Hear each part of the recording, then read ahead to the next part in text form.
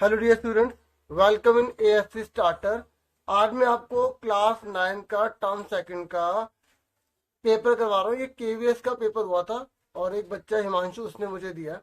ठीक है, तो ये आप सबकी हेल्प हो जाएगी। ठीक है, इससे आप आइडिया ले सकते हैं पेपर कैसा आपका भी आ सकता है। ठीक है, जो डीओई के बच्चे हैं, दिल्ली के बच्चे हैं, जिनका पेपर जो सीबीएसई की गाइडलाइंस के अकॉर्डिंग जिनके भी स्कूल में पेपर होगा ना 9th का, उन सबके लिए अवेलेबल रहेगी। दिल्ली के जितने भी स्टूडेंट्स हैं जो गवर्नमेंट स्कूल के लिए, उनके लिए तो ये अवेलेबल है ही। ठीक है, केवीएस का पेपर था, तो अब आप देख सकते हैं पेपर कैसे आया है और कैसे कैसे इसके क्वेश्चन है। ठीक है, मैं एक एक क्वेश्चन करवा रहा हूँ और जिनकी प्रैक्टिस अच्छी से हो रखी है ना, तो वो खुद ट्राई करेंगे हाथों हाथ साथ साथ में। ठीक है, और इससे पता लग जाएगा उन्हें कितना अच्छे से आता है। ठीक है डियर स्टूडेंट्स, चलो देखिए पहला क्वेश्चन आपके सामने है कि यहाँ बोला गया है कि क्यू आर और आर एस बराबर है। ध्यान से देखो, क्यू आर ये देखो, और आर एस ये बराबर है। ठीक है, और यहाँ बोला गया पी क्यू एस 30 है, पी क्यू एस ये 30 है। ठीक है, और पी एस क्यू ये 60 डिग्री है। कितना है? 60 डिग्री। ठीक है, और ये कह रहा है Q R perpendicular R S पे, मतलब 90 डिग्री का बन रहा है। ये दोनों 90 के बना रहे हैं, लिखा भी हुआ है यहाँ पर। और ये कह रहा है कि आपको क्यू पी एस पता लगाना है, क्यू पी एस ये वाला एंगल की वैल्यू पता लगानी है। ठीक है, और कह रहा है कि आप बताइए फिर ये कौन सा क्वाड्रिलेटरल है, मतलब क्या टाइप है, मतलब ये नॉर्मल क्वाड्रिलेटरल है या ट्रेपीजियम है। ठीक है, या ये रेक्टेंगल है या ये स्क्वायर है। हिंदी मीडियम वाले भी ध्यान से देखेंगे वीडियो को। ठीक है, तो आपको बताना है चतुर्भुज का प्रकार बताना। ठीक है, तो देखिए, ठीक है, अब देखिए मैं कर रहा हूँ यहाँ पर जो फिगर दे रखी है। फिगर जब पेपर में हमें क्वेश्चन में फिगर दिए रखे होते हैं तो बनाने की जरूरत नहीं होती। ठीक है, मैं आपको बना के दिखा रहा हूँ। ये 60 डिग्री का है और ये 30 डिग्री का है। मैंने अभी ऑलरेडी आपको बोल दिया कि जिनको अच्छे से आता है वो खुद करेंगे, फिर आंसर मैच करेंगे। ठीक है, आर और यहाँ पर क्यू दे रखा है, यहाँ पर एस है, ये दोनों इक्वल हैं। ठीक है, हमसे ये पूछा गया, इसका नाम पी है। ठीक है, तो हम क्या करेंगे, बहुत सिंपल क्वेश्चन है। In triangle P Q S, Hindi में लिखेंगे त्रिभुज पी क्यू एस में। ठीक है, हिंदी वाले हिंदी में लिख लेंगे।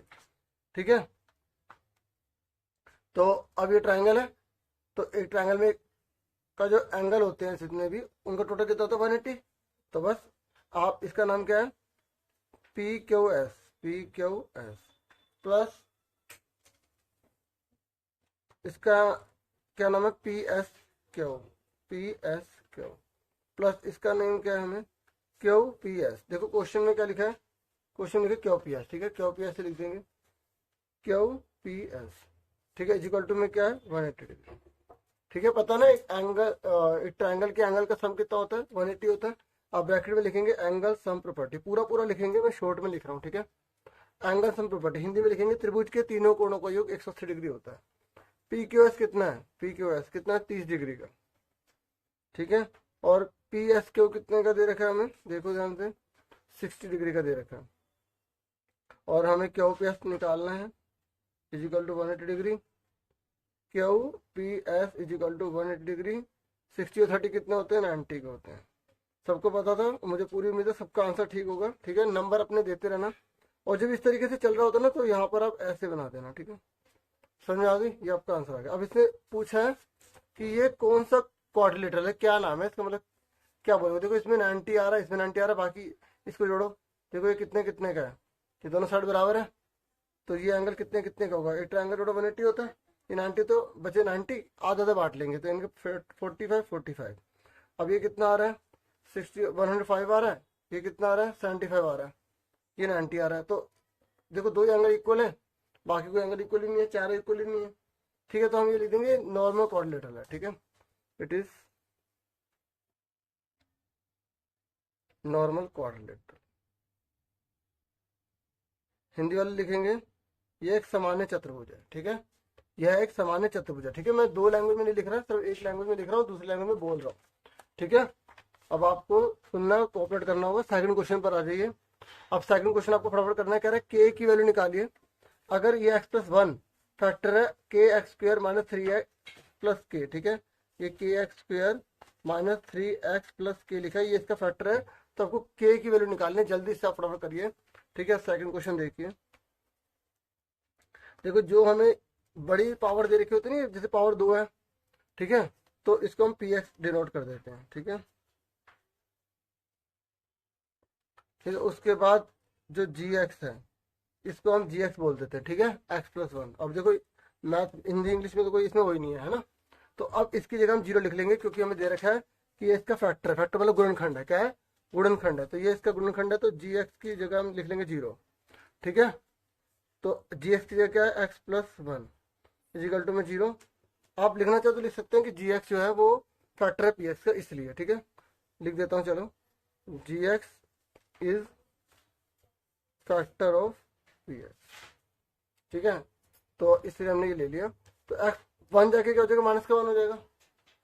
अब ये इसका फैक्टर है, तो इसमें पुट कर देंगे, इसमें पुट कर देंगे पी एक्स का माइनस, और फैक्टर है तो इस पूरे की वैल्यू जीरो हो जाएगी जब हम वन पुट करेंगे। देखो ध्यान से, देखो बहुत सिंपल है, ये जो दे रखा है ना, इसको जीरो के बराबर लिखा, जीरो के बराबर लिखा, प्लस का वन जाके माइनस का वन हो गया, और जहां एक्स है वहां पे माइनस वन लिख दिया, जहां एक्स है वहां पे माइनस वन लिख दिया।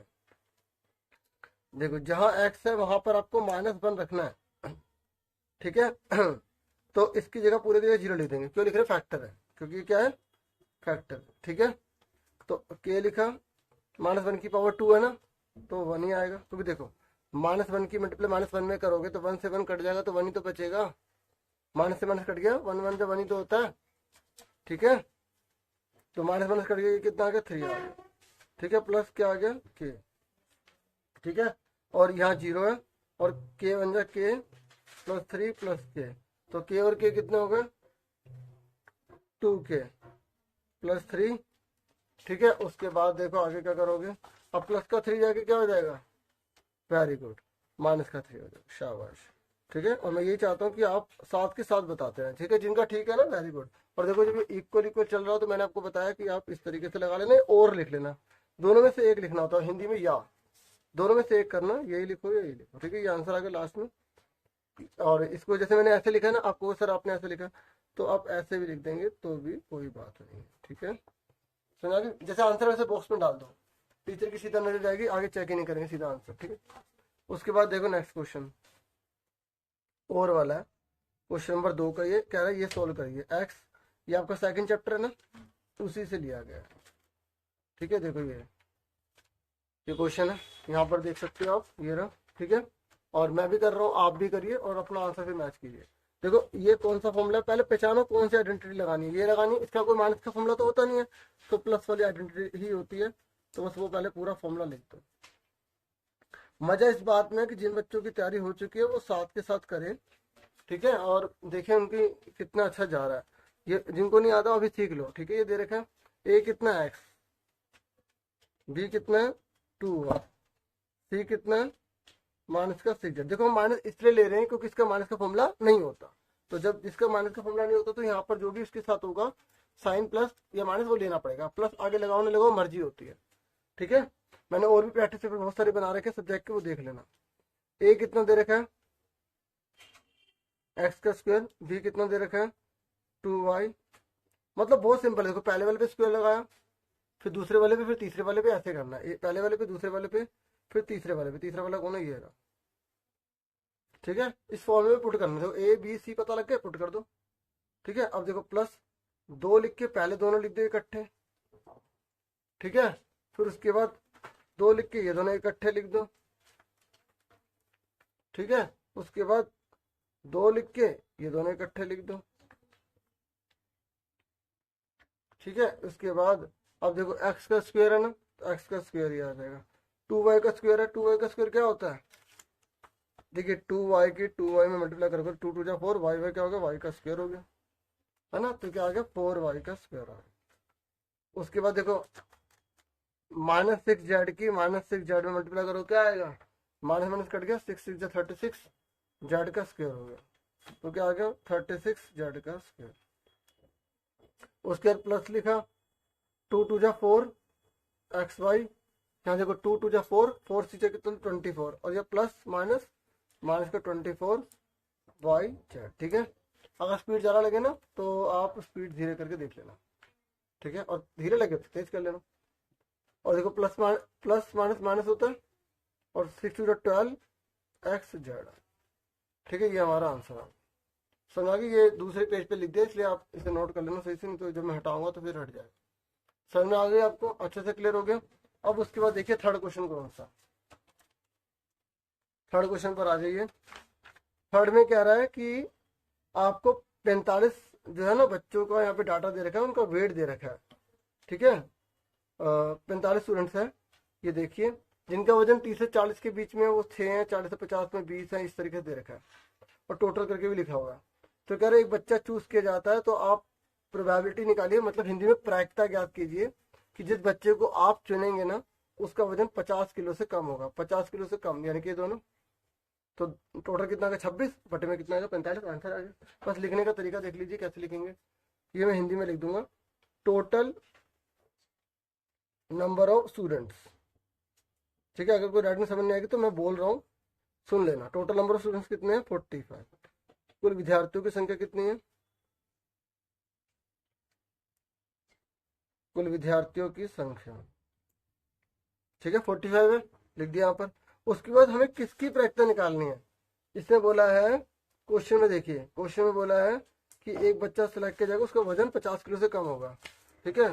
तो 50 किलोग्राम से, पहले हिंदी में लिख रहा हूँ, से कम, हिंदी में वजन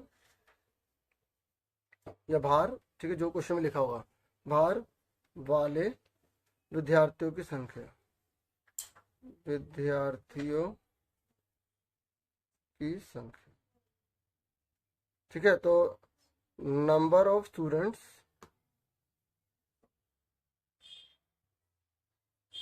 हु हैव वेट, देखो क्वेश्चन में से देख के लिखना होता है यहाँ, ठीक है।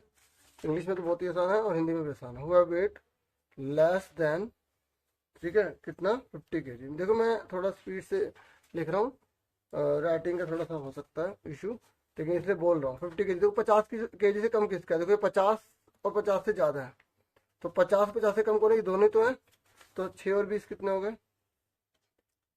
26 हो गए। इसको हमने E1 मान लिया। क्या मान लिया? E1। E1 मानने से क्या होता है, मैंने वीडियो भी बनाई थी, पूरा चैप्टर समझाया था, कंसेप्ट वीडियो भी बनाई थी, तो वो भी देख लेना। E1 लिख लिया, इंग्लिश में प्रोबेबिलिटी लिख देंगे। तो E1 का मतलब हम इसकी प्रोबेबिलिटी निकालेंगे। तो बताओ कितने हैं? 26 और टोटल कितने हैं 45, नीचे आ जाएगा, ठीक है। पॉइंट में लाना, पॉइंट में ला सकते हो, इतना छोड़ दो, आंसर आ गया। समझ में आ गई? क्लियर हो गया? समझ में आ गया सबको? अब उसके बाद नेक्स्ट क्वेश्चन देखिए, हमारा है फोर्थ, ठीक है। फोर्थ देखिए, फोर्थ में कह रहा है कि 10 आपको कोनिकल जो है ना बर्थडे कैप्स है, हर किसी की रेडियस 6 है और हाइट 8 है। तो ये कह रहा है कि आपको गत्ता चाहिए, बताइए 10 टोपियों के लिए कितना गत्ता चाहिए? पाई की वैल्यू 3.14 है, 3.14 है। तो देखिए इसने बोला कोनिकल कैप है, मतलब शंकु है, और शंकु की हमें त्रिज्या कितनी दे रखी है? हमें त्रिज्या दे रखी है, मतलब त्रिज्या मतलब रेडियस, रेडियस कितनी दे रखी है हमें डियर स्टूडेंट्स? 6 दे रखी है, ठीक है। हमें हाइट कितनी दे रखी है? 8 दे रखी है, ठीक है। तो देखो ये आर होती है और ये हाइट होती है, और जब हमें गत्ते का एरिया निकालना तो हमें एल निकालना पड़ेगा। तो एल सबसे पहले क्या निकालना पड़ेगा? एल। तो एल का फॉर्मूला क्या होता है? एल का फॉर्मूला होता है r square plus s square root में, ठीक है। 2 नंबर का क्वेश्चन है तो 2 के हिसाब से कर रहे हैं, ठीक है। अगर 3 का होता तो हम थोड़ा एक्सप्लेन करते थे, ठीक है। इतना सफिशिएंट, आपने फिगर बना दी, ठीक है। इसमें टीचर समझे आर कौन है और एल कौन है, एच कौन है, 8 है, ठीक है। और कितना आ गया? 6 कितना होता है 36, 8 64 और 100 आपका आ गया। 100 का रूट कितना होता है? 10 होता है, ठीक है। और देखो सेंटीमीटर में तो सेंटीमीटर में, और जब इक्वल लगा होता है तो मैं आपको बताता हूँ इस तरीके से आपको बनाना। अगर मैंने कहीं नहीं बनाया तो आपको जरूर बनाना है, ठीक है। समझ में आ गया? एल निकल गया। सबसे पहले एक कैप का एरिया निकालेंगे, फिर 10 का निकालेंगे, इस तरीके गत्ते का एरिया निकल जाएगा। समझ में आ गई? आ रहा है समझ में? ठीक है। देखो इस तरीके से आपका पेपर ही आएगा, ठीक है। क्वेश्चन ये सेम नहीं होंगे, अलग आएंगे, ठीक है। मतलब आपको आइडिया लग सकता है कि पेपर कैसा आ सकता है, ठीक है। तैयारी आपको पूरी करनी है, ठीक है। एरिया ऑफ 1 कैप, तो एक कैप का एरिया कितना आएगा? बताओ क्या फॉर्मूला लगाओगे? पाई आर एल, हाँ या ना? पाई आर एल लगाओगे, ठीक है। देखो एरिया ऑफ 1 कैप लिखा है, आप ऐसे भी लिखो एरिया ऑफ 1 कोनिकल कैप या 1 कोनिकल बर्थडे कैप। हिंदी में क्या लिखोगे? एक शंक्वाकार टोपी का क्षेत्रफल, ठीक है। तो पाई कितना? 22/7 नहीं लेंगे, क्यों? क्योंकि क्वेश्चन में दे रखा है कि हमें 3.14 लेना है, 3.14 लेना है। और आर कितना दे रखा है हमें? आर हमें दे रखा है 6, एल दे रखा है 10। तो इन सबकी मल्टीप्लाई कर दो, 6 4 24, 6 3 18, ठीक है। और देखो ये पॉइंट 2 के बाद लगा हुआ है, और फिर 10 से मल्टीप्लाई करें तो पॉइंट इधर खिसक जाएगा। तो 1 इस तरीके से हमारा यहाँ पर आ जाएगा पॉइंट ये। तो सेंटीमीटर स्क्वायर आ गया, ये एक का निकला है। किसका निकला? अब हमें एरिया ऑफ कार्डबोर्ड निकालना है, एरिया ऑफ कार्डबोर्ड। तो कितने कैप है? 10, तो 10 से मल्टीप्लाई कर दिया, ठीक है। तो जब हम 10 से मल्टीप्लाई कर देंगे तो पॉइंट इधर खिसक जाएगा, इतना आ जाएगा, ठीक है। समझ में आ गया आप सबको? ठीक है। हिंदी वाले लिख लेंगे गत्ते का क्षेत्रफल या आवश्यक गत्ते का क्षेत्रफल, ठीक है। तो ये हमारा हो गया फोर्थ। इसका और में भी है, अभी और में है ना, तो इससे थोड़ा टाइम लग सकता है ज़्यादा। ये कह रहा है एक पेपर है, वो राइट ट्राइंगल शेप में है, ठीक है। और इस perpendicular side as 10 centimetre and 24 centimetre rotated about. देखो ये आपने बुक में भी पढ़ा होगा ऐसे क्वेश्चन। पता है ये क्या? मैं रफ में बता देता हूँ कि देखो एक ना ऐसा ट्राइंगल है आपका, ये 24 है, ये 10 है। तो ये बोल रहा है कि जो बड़ी साइड है उसको पकड़ के घुमा दिया, ये साइड है, ये बड़ी वाली है ना, इसको पकड़ के घुमाएंगे तो क्या बन जाएगा? ये कोण बन जाएगा ना। तो कोण बन जाएगा, शंकु बन जाएगा। तो कह रहा है इसका आयतन निकाले। तो आयतन का फॉर्मूला क्या? तो 1/3 पाई आर स्क्वायर एच। मतलब पहले आपको इसका जो है ना पता लगाना कि कौन सी 3D शेप बनेगी। सुन रहे हैं मेरी बात? देखो यहाँ बोला गया है कि एक पेपर है और वो राइट ट्रायंगल की शेप में। अब हमें कैसे पता कि नीचे 10 लिखना है या ऊपर 10 लिखना है? भाई मैंने तो नीचे 10 लिख दिया, ऊपर 24 लिख दिया, बोले राइट एंगल ट्रायंगल में है। तो पता है इसने नीचे क्या बोला हुआ है? पहले इस क्वेश्चन को पूरा पढ़ेंगे। लोंगर साइड, ये लिखो 24 rotated about the longer side, ठीक है ना। लोंगर साइड को लेकर हमें घुमाना है और इस तरीके से इसका वॉल्यूम निकालना है, ठीक है। तो ये लोंगर साइड है, इसको लेकर हम घुमाएंगे तो इस तरीके की शेप बनेगी। तो ये हमारा बन गया कोन बन गया, ठीक है।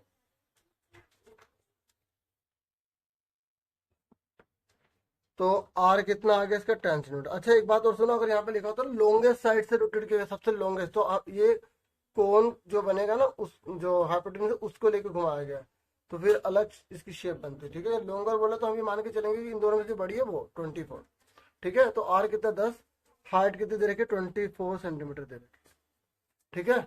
अब उसके बाद क्या निकालना है हमें? इसका वॉल्यूम निकालना है, ठीक है। तो वॉल्यूम ऑफ द सॉलिड लिख देंगे, ठीक है। Volume of the solid,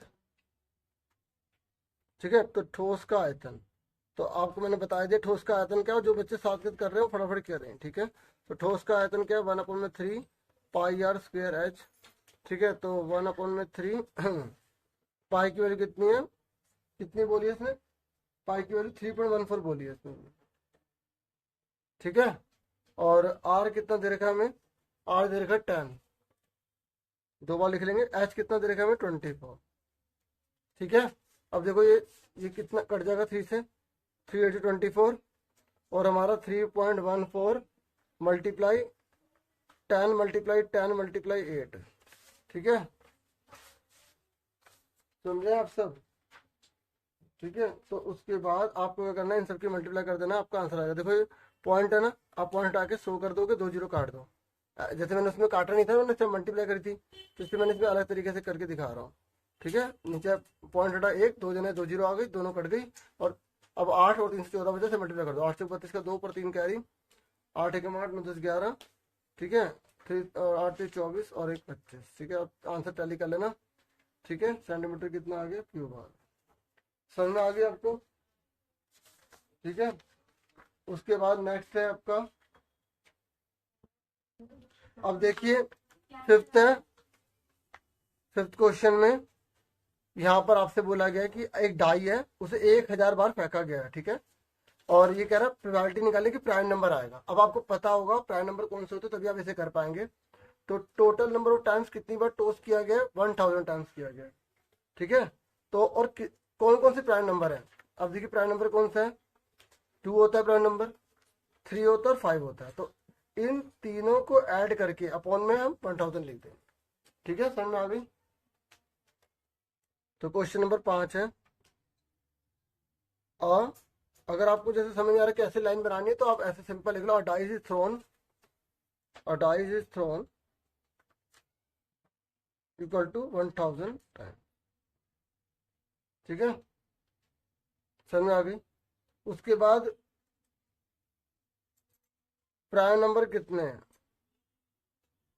prime number in die कितना है, एक डाई में कितने का प्राइम नंबर आया, देखो ये रहा, ये रहा और ये रहा। तो कौन कौन सा है, 2 में है, 3 में और 5 में, तो इनको जोड़ो।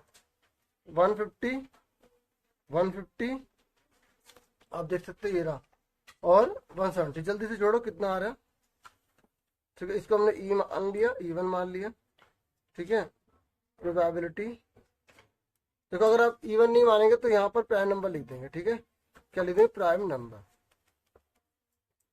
हिंदी में मैं बोल देता हूँ कैसे करना। तो बताओ इसको टोटल करो कितना आएगा, देखो 150 से 300 होता है तो 470 आ गया। तो 470 अपॉन में कितना है, 1000 है। ठीक है, तो 0 से 0 कट गई, 0 की जगह 7 आ गया, 0 काट दो, 0 0 की जगह 4 आ गया, 1 की जगह पॉइंट लगा तो 0.47 आ गया। ठीक है, हिंदी में एक पासे को फेंका जाता बराबर 1000 बार। ठीक है, यहाँ ऐसे लिख दो, एक पासे को 1000 बार फेंका जाता है। ठीक है, पासे में अभाज्य संख्या, ठीक है, पासे में आने वाली कुल अभाज्य संख्या कितनी बार, 150, 150, 170 और 70 आ। फिर प्रायिकता लिख के अभाज्य संख्या लिख दो, या इसे इवन मानो तो इवन लिख दो, दोनों में से एक लिखना है, या तो प्राइम नंबर लिखोगे या इवन लिखोगे। फिर देखो 470 बटे में 1000 और ये आपका आंसर आ जाएगा। ठीक है, डिवाइड कर लोगे तो अच्छी बात है। देखो फॉर्मूला अगर आप लिखना चाहो लिख सकते हो। ठीक है, अगर नहीं लिखोगे तब भी कोई बात नहीं है, फुल मार्क्स मिलेंगे 2 मार्क्स का ही है। ठीक है, फॉर्मूला नेसेसरी नहीं है, हमने जो पूरा डिटेल लिख दी तो कोई दिक्कत नहीं। छठा क्वेश्चन का, छठा क्वेश्चन है, इसमें बोला गया कि ए ओ बी 80 का है, ए ओ बी 80 का है तो ए पी बी ये कितने का होगा, आप बता सकते हैं। यहाँ बोला 4x है, तो आपको बताना x के लिए कितने होगी। देखो थोड़ा सा घुमा दिया, कंफ्यूज मत होना। ये सर्कल दे रखा है, ये सेंटर है और ये सरकमफ्रेंस है, ये सरकमफ्रेंस है, सेंटर है, ओ है, ये ए है, ये बी है, ये पी है। ठीक है, तो ये आपको 80 डिग्री दे रखा है, तो आपसे पूछे ये कितने का होगा। सिंपल सी बात है, 80 का तो 40 का होगा, और ये 40 की वैल्यू कितनी दे रखी है, 4x, तो x कितने का होगा, 10, तभी तो 40 बनेगा। चलो मैं करके दिखाता हूँ। देखो मैं थोड़ा सा बता देता हूँ। देखो ये सर्कल होता है, ये सेंटर होता है, ठीक है, ये सरकमफ्रेंस होती है। अगर ये 100 का है तो ये 50 का होता है। ये सेंटर पे बनने वाला एंगल हमेशा सर्कमफ्रेंस पे बनने वाले एंगल का डबल होता है। ये होता है केंद्र, ये होता है परिधि। केंद्र पे बनने वाला कोण परिधि पे बनने वाले कोण का दुगना होता है। क्या होता है, डबल होता है। ये हमेशा बड़ा होगा, हमेशा छोटा होगा। ठीक है, तो जानबूझ के थोड़ा सा कंफ्यूज करने के लिए आपको दे दिया। बस आपको क्या करना है, सिंपल लिख देना है ए ओ बी बराबर डबल होगा, ये रहा एंगल डबल होगा ए पी बी का। तो यहाँ पर आपको पूरी जो आपकी थ्योरम है ना, चैप्टर नंबर आपका 10 है, तो 10.8 थ्योरम की पूरी लाइन लिख देना। ठीक है, केंद्र मैं बोल भी देता हूँ, केंद्र पे बनने वाला कोण परिधि पे बनने वाले कोण का दुगना होता है। यहाँ पर लिखना है, केंद्र पे बनने वाला कोण परिधि पर बनने वाले कोण का दुगना होता है। अब इंग्लिश में, angle subtended on a centre of a circle is doubled angle subtended on a circumference of a circle. Angle subtended on A centre of a circle is doubled angle subtended on A circumference of a circle. हो सकता है speed बहुत तेज लगी हो, आप वहीं से देख लेना, बुक में लिखा होगा। ठीक है, अब एओबी कितना है आपका, 80 डिग्री दे रखा है। स्टेटमेंट लिखनी बहुत जरूरी है। एओबी कितना, 80, और एपीबी कितना है, एपीबी कितना है बताओ, एपीबी कितना है, 4x। ठीक है, अगर आपको कंसेप्ट पता है तो आप आराम से कर सकते हैं। ठीक है, 4 टू 8 हो गया, यहाँ पे इस तरीके का साइन लगा दो, 8 मल्टीप्लाई वाला डिवाइड हो जाएगा, तो x कितने का आ गया, 10 आ गया। ठीक है, समझ में आ गई, x ही निकालना था। ठीक है, समझ में आ गया। अब उसके बाद देखो, ये हमारा सेक्शन ए पार्ट पूरा हो गया। अब हम करेंगे सेक्शन बी। ठीक है, 7वां क्वेश्चन आप देखिए। तो बोला फैक्टराइज करना है आपको, ये दे रखा है। तो देखिए इस तरीके का एक क्वेश्चन तो आपका आना ही आना है, तो आप इसको हल्के में नहीं ले सकते। ठीक है, तो चाहे हिंदी मीडियम इंग्लिश मीडियम आप सब इसी में देखिएगा। तो ये आपके सामने क्वेश्चन है, और ये बोल रहा है कि ना आपको इसको फैक्टराइज करना, मतलब इसको आपको गुणनखंड करना है। क्वेश्चन समझ में आ गया। अब देखो यहाँ पे पावर कितने, 3। अगर 3 है तो 3 इसके फैक्टर होंगे। ठीक है, अगर 2 है तो इसके 2 होंगे। देखो इसको करने के 2-3 तरीके हैं। ठीक है, तो मैं आपको जिस तरीके से करा रहा हूँ आप उसे देखिए। हमने इसको जो है पी एक्स ले लिया, यहाँ पे लिख दिया लेट, ठीक है, हिंदी में माना, समझ में आ गया। अब उसके बाद आपको देखना है यहाँ पे 3 दे रखा है ना, इसके फैक्टर लिखिए, फैक्टर कौन कौन से हैं, फैक्टर्स ऑफ -3। हाँ देखो हिंदी में लिखेंगे -3 के गुणनखंड, ठीक है, हिंदी और इंग्लिश में भी बताऊंगा मैं। तो कौन कौन से फैक्टर हैं, मतलब 3 किस किस की टेबल में आता है, देखो एक प्लस माइनस दोनों लेना पड़ता है, प्लस माइनस दोनों, 1 और 3 के ही आएगा, ठीक है। तो -3 के गुणनखंड, ठीक है, कौन कौन है, +1 माइनस और +-3 है, ठीक है। ये पूरा हो गया हिंदी मीडियम, ठीक है, हिंदी वाले हिंदी में, इंग्लिश वाले इंग्लिश में लिखेंगे। तो हम सबसे पहले पता है क्या करेंगे, ये जो 1 दे रखा है ना, पहले 1 पुट करेंगे, हमें ना 0 चाहिए, यहाँ पर क्या चाहिए, 0, ठीक है। तो हम पहले 1 पुट करेंगे, तो सबसे पहले ना आप रफ में पुट कर लेना, ठीक है। तो रफ में पुट करके देखोगे तो उसके बाद सही रहेगा, क्योंकि अगर हम सारे पुट करते रहेंगे तो हमारा टाइम काफी चला जाएगा, ठीक है। तो अब देखो सबसे पहले मैं रफ में देखो पुट कर रहा हूँ, ये 2 है, जो एक्स है वहाँ पे मैंने 1 पुट कर दिया, पहले मैं 1 पुट करके देख रहा हूँ, ठीक है। इस तरीके से आप माइंड में भी कर सकते हैं, मैं समझाने के लिए कर रहा हूँ। देखो 2 आ गया, देखो मैं यहाँ बहुत अच्छे से एक्सप्लेन करूंगा ना, इसलिए रफ में कर रहा हूँ। 2 है, कोई साइन नहीं तो मल्टीप्लाई हो गया, 1 1 1, देखो 1 की और 3 है, 3 बार लिख दिया, ठीक है। 3 यहाँ कोई साइन मल्टीप्लाई, 1 को 2 बार लिख दिया, और यहाँ 2 1 2 ये। अब देखो ये पूरे के मल्टीप्लाई करो, 2 1 2 1 2 1 2 ही होता है, 3 1 3 1 3 ही होता है। अब देखो ये 2 से 2 कट गया, 3 से 3 कट गया, मतलब कहने का कि 2 और 3 5 होते हैं, और 2 3 5 होते हैं, 0 आ गया, आ गया ना 0। इसका मतलब क्या है कि इसका फैक्टर है। तो हम सबसे पहले यहाँ लिखेंगे पुटिंग, हिंदी में लिखेंगे, बताता हूँ, एक्स इक्वल टू 1, हिंदी में लिखेंगे x बराबर 1 रखने पर, यहाँ लिख देंगे रखने पर, ये पुटिंग छुपा देंगे, ठीक है, समझ आ गई। अब रखो, जहाँ x है ना वो 1 रख दो, ठीक है, सुन रहे हैं मेरी बात आप सब, ठीक है। और देखो मैंने प्रैक्टिस पेपर मैथ्स का और भी बना रखा है पहले, और सब सब्जेक्ट के बना रखे हैं, हिंदी मीडियम इंग्लिश मीडियम सारे, तो आप वो भी देख लेना, ठीक है। देखो फटाफट मैं कर रहा हूँ, अब मैं इसमें बोल ले रहा हूँ। तो 2 1 2 1 2 1 2 होता है, ठीक है। और ये देखो 2 और 3 प्लस के 5 है, माइनस के 5 है, तो कितना आ गया, 0 आ गया, समझ में आ गई। अब उसके बाद हमें लिख देंगे, ये 1 जाएगा तो जाके क्या हो जाएगा माइनस, तो हम लिखेंगे x - 1 is factor of p x, ठीक है, हिंदी में लिख देता हूँ, x - 1 पी एक्स का गुणनखंड है, ठीक है। देखो हिंदी वाले हिंदी में, इंग्लिश वाले इंग्लिश में, ठीक है। अब देखो आप चाहे तो एक और फैक्टर निकाल सकते हैं, जैसे 3 पुट कर लिया, 2 आपको पता लग जाएंगे, ठीक है, सुन रहे मेरी बात, ये -1 पुट कर लिया, उससे भी निकाल सकते हैं, ठीक है, 2 3 तरीके ना, तो जो मैंने बोला ना एक और फैक्टर निकाल सकते हैं, पर मैं ऐसा कर रहा हूँ जिस तरीके से मैं कर रहा हूँ, सुन लो, मैंने चैप्टर 2 की भी वीडियो बना रखी है, वो 1 साल 1.5 साल पुरानी है, प्लेलिस्ट में आपको देख लेना, और 2 3 साल पहले के भी प्रैक्टिस पेपर बना रखे हैं, प्लेलिस्ट में देखना पड़ेगा। तो मैं आपको इसमें बताता हूँ कि ये एक्सपेंस बना ना, आप क्या करेंगे, इस पूरे को डिवाइड कर देंगे,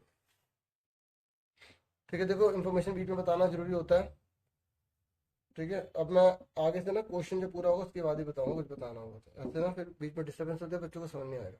एक बार दोबारा बता देता हूँ, देखो ये 1 है, ठीक है, तो प्लस का है और माइनस का है, तो हमने ना 1 प्लस का ले लिया, 0 आ गया, अगर 0 आ गया तो ये इसका फैक्टर है, क्योंकि 0 का मतलब है कि रिमाइंडर 0 बचेगा, शेष पर 0 बचेगा, तो ये 1 उधर जाके माइनस का हो जाएगा। तो अगर x - 1 को इससे डिवाइड करेंगे ना तो रिमाइंडर 0 आएगा, इसलिए हमने पता लगा लिया कि ये इसका फैक्टर है। अब हम इसको इससे डिवाइड करेंगे, ठीक है। तो देखो कैसे करेंगे, ये लिख दिया हमने, और यहाँ पे x - 1 लिख दिया, आपको डिवाइड आनी चाहिए अच्छे से। देखो 2x की 3 है, इसको 3 बार लिख दो, और ये x है, ये x कट गया, 2x² बचा, तो वो यहाँ लिखो या यहाँ लिखो, ऊपर लिख लेते हैं, ठीक है। देखो मैंने क्या करा, 2x की 3 है ना, इसको 2 लिखा, x को 3 बार लिख लिया, ये x बट्टे में लिख लिया। हमेशा याद रखना बड़ी पावर होनी चाहिए, पहले 3 पावर, फिर 2, फिर 1 0। देखो अगर x की पावर 0 है ना, इसका मतलब 1 है, अगर यहाँ 3 लिखा है ना, इसका मतलब x की पावर 0, ऐसे लिख सकते हैं, क्योंकि x की पावर 0 1 हुआ तो 3 ही तो आया, तो इसलिए मैंने यहाँ पर बोला 0, ठीक है। 0 पावर लाइन से होनी चाहिए, यहाँ पर भी देखो 1 पावर है, ये 0 पावर है, ठीक है, सुन रहे मेरी बात। तो देखो 2x की 3, 2x की 3 लिखा, x को x लिखा, क्या आ गया, 2x का स्क्वायर आ गया, इसको मल्टीप्लाई से करो, समझ में आ रहा है? अब 2 को इससे मल्टीप्लाई करो, यहाँ देखो, ये देखो यहाँ 2x का स्क्वायर है, इससे मल्टीप्लाई करेंगे तो 2x का स्क्वायर आएगा। देखो क्या माइनस है, ये प्लस, ये कुछ नहीं तो प्लस, प्लस में माइनस होता है। देखो पावर के नीचे पावर आनी चाहिए सेम, ठीक है। ये प्लस का होगा माइनस, माइनस का होगा प्लस, ये कट गया, ठीक है। अब देखो 3 और 2 प्लस के, देखो प्लस का 3 है, प्लस का 2 है, तो ये 5 हो गए, ठीक है। माइनस का 2x, माइनस का 3। अब 5x स्क्वायर है, 5x, x लिखा, ये x नीचे लिखा, ये कट गया, 5x बचा, तो प्लस का 5x। अब 5x इसमें मल्टीप्लाई करो, 5x का स्क्वायर, 5x इसमें करो, माइनस का 5x, प्लस का माइनस, माइनस का प्लस, ये कट गया, 5 में से 2 के बचे कितने, 3, माइनस का 3, 3x लिखा, ये x लिखा बटे में, x से कट गया, 3 बचा, 3 लिखा, 3 की इसमें मल्टीप्लाई करो, 3x, 3 की इसमें करो, माइनस का 3, प्लस का माइनस, माइनस का प्लस, 3 में से 3 कट गया, 3 में 3 कट गया, मतलब 0 बचा। और देखो 0 ही आना चाहिए, क्यों, क्योंकि ये इसका फैक्टर है। अगर 0 नहीं आया तो आपने डिवाइड गलत करी। समझ में आ गई यहाँ तक? अब सुनो, अभी सवाल हुआ नहीं है पूरा, ये वाली चीज और ये वाला, अब आपको दोनों को साथ देखना है, क्योंकि इन दोनों की मल्टीप्लाई करोगे यही तो आएगा, क्योंकि आपने इस पूरे को से डिवाइड किया है तो ये आ गया, इसको से मल्टीप्लाई करोगे यही तो आएगा। तो तुम्हें एग्जाम्पल देता हूँ, या 6 लिखा या 2 लिखा, अब 2 को डिवाइड करोगे 6 से, तो इस तरीके से देखो, इन दोनों को मल्टीप्लाई करोगे यही तो आएगा, हाँ या ना? इन दोनों को मल्टीप्लाई करोगे यही तो आएगा। तो हमने 6 को भी डिवाइड करो तो 3 आया, तो इन दोनों को इकट्ठा लिखेंगे ना, ऐसे 2 × 3। तो अब इन दोनों को इकट्ठा लिख रहे हैं हम। अब आगे देखो, आप देखो 3 फैक्टर मैंने बोला तो 3 ही फैक्टर निकलेंगे। अब इन दोनों को इकट्ठा लिख लो, x माइनस का 1 और ये वाला 2x square plus 5x plus 3, ठीक है। नेक्स्ट पेज पे हमने नोट कर लिया। अब देखो यहाँ पे देखो, इसके फैक्टर करने आपको आते हैं, ये फैक्टर आपको अच्छे से आते हैं ना, ये वाले कैसे करते हैं, इसको पहले बड़ा ब्रैकेट लगा लो। देखो पावर 2 है, 1 है और 0 है, तो 3 2 जा कितना होगा, 6, ठीक है। तो 3 किस किसके टेबल में आता है, 3 2 जा 6, 6 1 जा 6, तो प्लस करने पर 5 किस में आएगा, इसमें आएगा, इसमें आएगा, इसमें आएगा ना। देखो यहाँ प्लस लिखा है, प्लस करने पर 5 चाहिए तो इसमें आएगा। तो 2x का स्क्वायर सेम लिखा, ब्रैकेट लगाते, जिस तरीके से कर रहा हूँ वैसे कर सकते हो, बाकी जिस तरीके से आपको आता है शॉर्टकट आता है कर सकते हो। ये समझाने के लिए एक चीज़ डिटेल में बता रहा हूँ। ये 3 और 2, तो 3x और 2x, ठीक है। x माइनस का 1, अब 2x का square 3x plus 2x plus 3, ठीक है। ये करा हमने, ये और ये 2 पेयर बन गए। देखो ये 3x लिख लिया, 2x लिख लिया, 2 पेयर बन गए, जोड़ियाँ बना लो, ठीक है, जोड़ियाँ बना दी, ठीक है।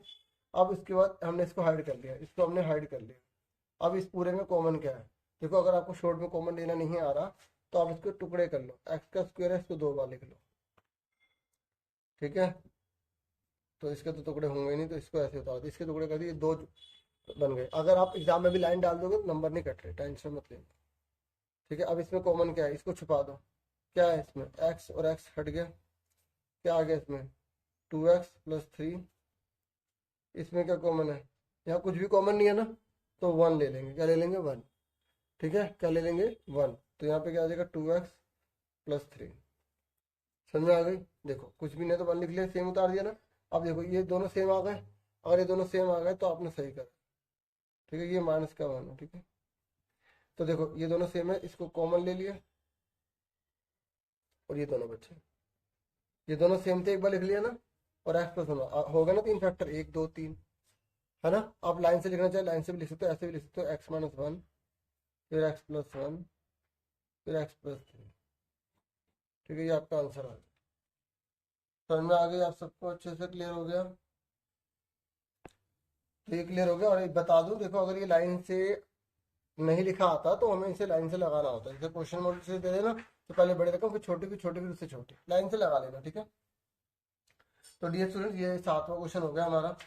अब उसके बाद है 8वां क्वेश्चन, ठीक है। देखो 8वां क्वेश्चन जो है ना, ये कंस्ट्रक्शन वाला है।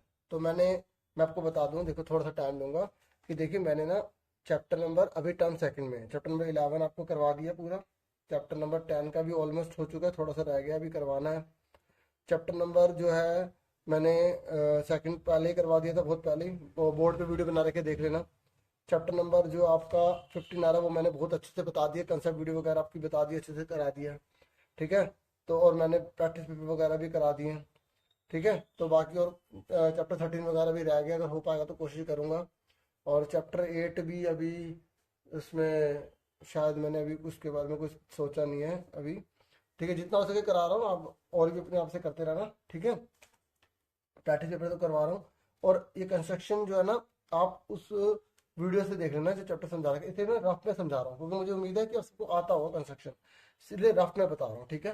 देखो इसने बोला है कि ना BC 8 सेंटीमीटर डालिए, तो हमने BC जो है वो 8 सेंटीमीटर डाल दिया, ठीक है। आप प्रकार से बना लेना, मैं रफ में समझा रहा हूँ स्टूडेंट, ठीक है, ठीक है। और इसने बोला है कि बी पे 45 का बनाना है। 45 कैसे बनाते हैं, तो आपको यहाँ पे 45 डिग्री का एंगल बनाना है, ठीक है। तो 45 बनाने के लिए सबसे पहले हमने 60 डाला, क्योंकि हमने जो आर्क डाली होगी सेम 60 का डालेंगे, यहाँ पे 120 का, फिर यहाँ का स्पेस पे रखेंगे तो 90 का बन जाएगा। और फिर 90 इस पॉइंट पे रखेंगे, हमेशा ना जो प्रकार रखते हैं वो इस पे रखते हैं, ठीक है। तो ये 90 का हो गया और ये 0 डिग्री का होगा, तो यहाँ और यहाँ रखेंगे तो ये हमारा 45 का बन जाएगा। तो ये इसको मिला बढ़ाते हैं, ठीक है, बढ़ा दिया। उसके बाद हमें यहाँ पर क्या बोला गया कि AB में से AC घटाएंगे, AB में से AC घटाएंगे, तो सीधा घटा रहा है, ठीक है। तो कितना 3.5, तो यहाँ पर रखेंगे प्रकार को, क्या रखेंगे 3.5 काट देंगे, काट दिया 3.5। उसके बाद इसको D नाम दे देंगे, D को इससे मिला देंगे। फिर इस जिसको मिलाएंगे ना उसका मोर देन हाफ ऐसे करेंगे, ऐसे आग लगा देंगे, ठीक है, ऐसे आग लगा देंगे, समझाने के लिए बता रहा हूँ। तो इस तरीके से इसको बढ़ाएंगे, तो जहाँ ये काटेगा ना, ये जहाँ काटेगा उसको A नाम दे देंगे और A को मिला देंगे हमें C से, समझ आ गई। तो थोड़ा टेढ़ा मैंने रफ समझाया, ठीक है। तो इस तरीके से आपका ट्रायंगल बन जाएगा। अब दूसरा पार्ट देखो, ये कह रहा है कि BC जो है वो 7 है, इसका दूसरा देखो, और में दोनों में से एक करना है। BC जो है वो 7 है, इसी में समझा रहा हूँ, ठीक है। अगर इसके ऊपर ओवर राइटिंग हो जाएगा तो कोई बात नहीं, ठीक है। कह रहा है B पे 75 का बनाना है। B पे 75 कैसे बनाएंगे, पहले 60 का बनाएंगे, फिर 120 का बनाएंगे, 90 का बन जाएगा। फिर 90 और 60 के बीच में 75 का होता है तो 75 का बन जाएगा, बन गया, ठीक है। उसके बाद इसने कितना बोला है, दोनों को जोड़ेंगे 13 आएगा, तो यहाँ पे 13 काट लेंगे, मान लो 13 यहाँ पे काट दिया। फिर इसको मिला देंगे। फिर जिसको मिलाएंगे ना उसका बाइसेक्ट कर देंगे, इस लाइन का बाइसेक्ट करेंगे, यहाँ पे चाप लगाएंगे, यहाँ चाप लगाएंगे, फिर यहाँ लगाएंगे, तो ये काट देगा। तो इसने जहाँ काटा ना इस पॉइंट पे, उस पॉइंट को A बोल देंगे, A को इससे मिला देंगे, ये हमारा ट्रायंगल आ जाएगा। समझ में आ गई आपको, ठीक है डियर स्टूडेंट्स। तो अब हम करेंगे 9th क्वेश्चन करेंगे, ठीक है। ये तो मैंने रफ में आपको समझा दिया। अब क्वेश्चन नंबर 9 पर आ जाइए। क्वेश्चन नंबर 9 में इसने बोला है कि आपको इसको इसे डिवाइड करना, ठीक है।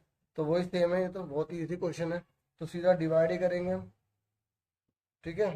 तो इसको हम डिवाइड करेंगे, यहाँ 2x माइनस का 5 दे रखा है, ठीक है। देखिए ध्यान से समझिएगा क्योंकि ये फ्रैक्शन वाला है, थोड़ा सा आपका टाइम भी लगेगा ज़्यादा। x की 3 है तो x को आपने 3 बार लिख दिया, ठीक है, ठीक है। ये रफ काम करवा रहा हूँ यहाँ पर। और 2x नीचे लिख दिया, x से x कट गया तो x का स्क्वायर बटे में 2 बचा, ठीक है, ध्यान समझना। और ये वीडियो का बेनिफिट आप बार बार पीछे करके समझ सकते हैं। अब इसकी मल्टीप्लाई दोबारा करो, इसकी मल्टीप्लाई करके भी दिखाता हूँ। देखो x का स्क्वायर अपॉन में 2 मल्टीप्लाई 2x, देखो 2 से 2 कट गया, x की 3 बन गया। हम ये डिवाइड करते हैं इसलिए कि मल्टीप्लाई करने पे यही आए, समझ आ गया। तो x की 3 आ गया। अब इसको इससे मल्टीप्लाई करो, देखो एक्स स्क्वायर अपॉन में 2 को मल्टीप्लाई करना है आपको -5 से।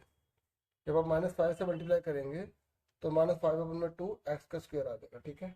तो ये यहाँ पर हम लिख देंगे -5 अपॉन में 2 एक्स का स्क्वायर, ठीक है। समझ में आ गई, क्योंकि ये चीज़ समझनी बड़ी जरूरी है। अब उसके बाद ये प्लस का माइनस का प्लस हो जाएगा, ये तो गया कट। अब इसको जोड़ो, देखो ये 3 है, ये वेरिएबल है ना। क्या बच्चे सोचते हैं एक्स स्क्वायर को एक्स प्लस से काट दो, नहीं जी नहीं, ये 3 है और ये प्लस का 5/2, इसको जोड़ो क्योंकि कांस्टेंट रकम को जोड़ो। देखो 3 प्लस 5/2 को जोड़ो 2 3 जा 6, 1 5 जा 5, तो 11 अपॉन में 2। तो हम यहाँ पर लिखेंगे 11 अपॉन में 2 एक्स का स्क्वायर, ठीक है, समझ में आ गई। ठीक है, बाकी जो है हम ये सेम उतार लेंगे, समझ में आ गई। उसके बाद वही चीज करेंगे, ये चीज लिखी यहाँ पर 11/2 क्या, एक्स का स्क्वायर 2 बार लिख लिया, अपॉन में क्या है 2x, तो यहाँ पर अपॉन में लिखा 2x, तो देखो एक्स एक्स कट गया, क्या बचा 11x, और ये दो नीचे, ये भी नीचे है, तो दो दूनी कितना हो गया 4 हो गया। ठीक है, ऐसे लिख लो 11/2 एक्स एक्स, नीचे क्या 2x, तो देखो एक्स एक्स कट गया, तो 11x अपन में 4 बचा ना।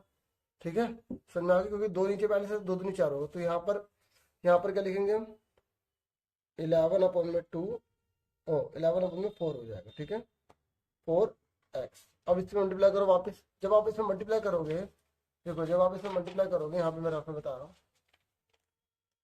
11/4x को मल्टीप्लाई करोगे 2x से, तो देखो एक्स एक्स एक्स का स्क्वायर बन जाएगा, और 2 2 जा 4 नहीं हो गया, तो 11/2 वापस वही तो आएगा।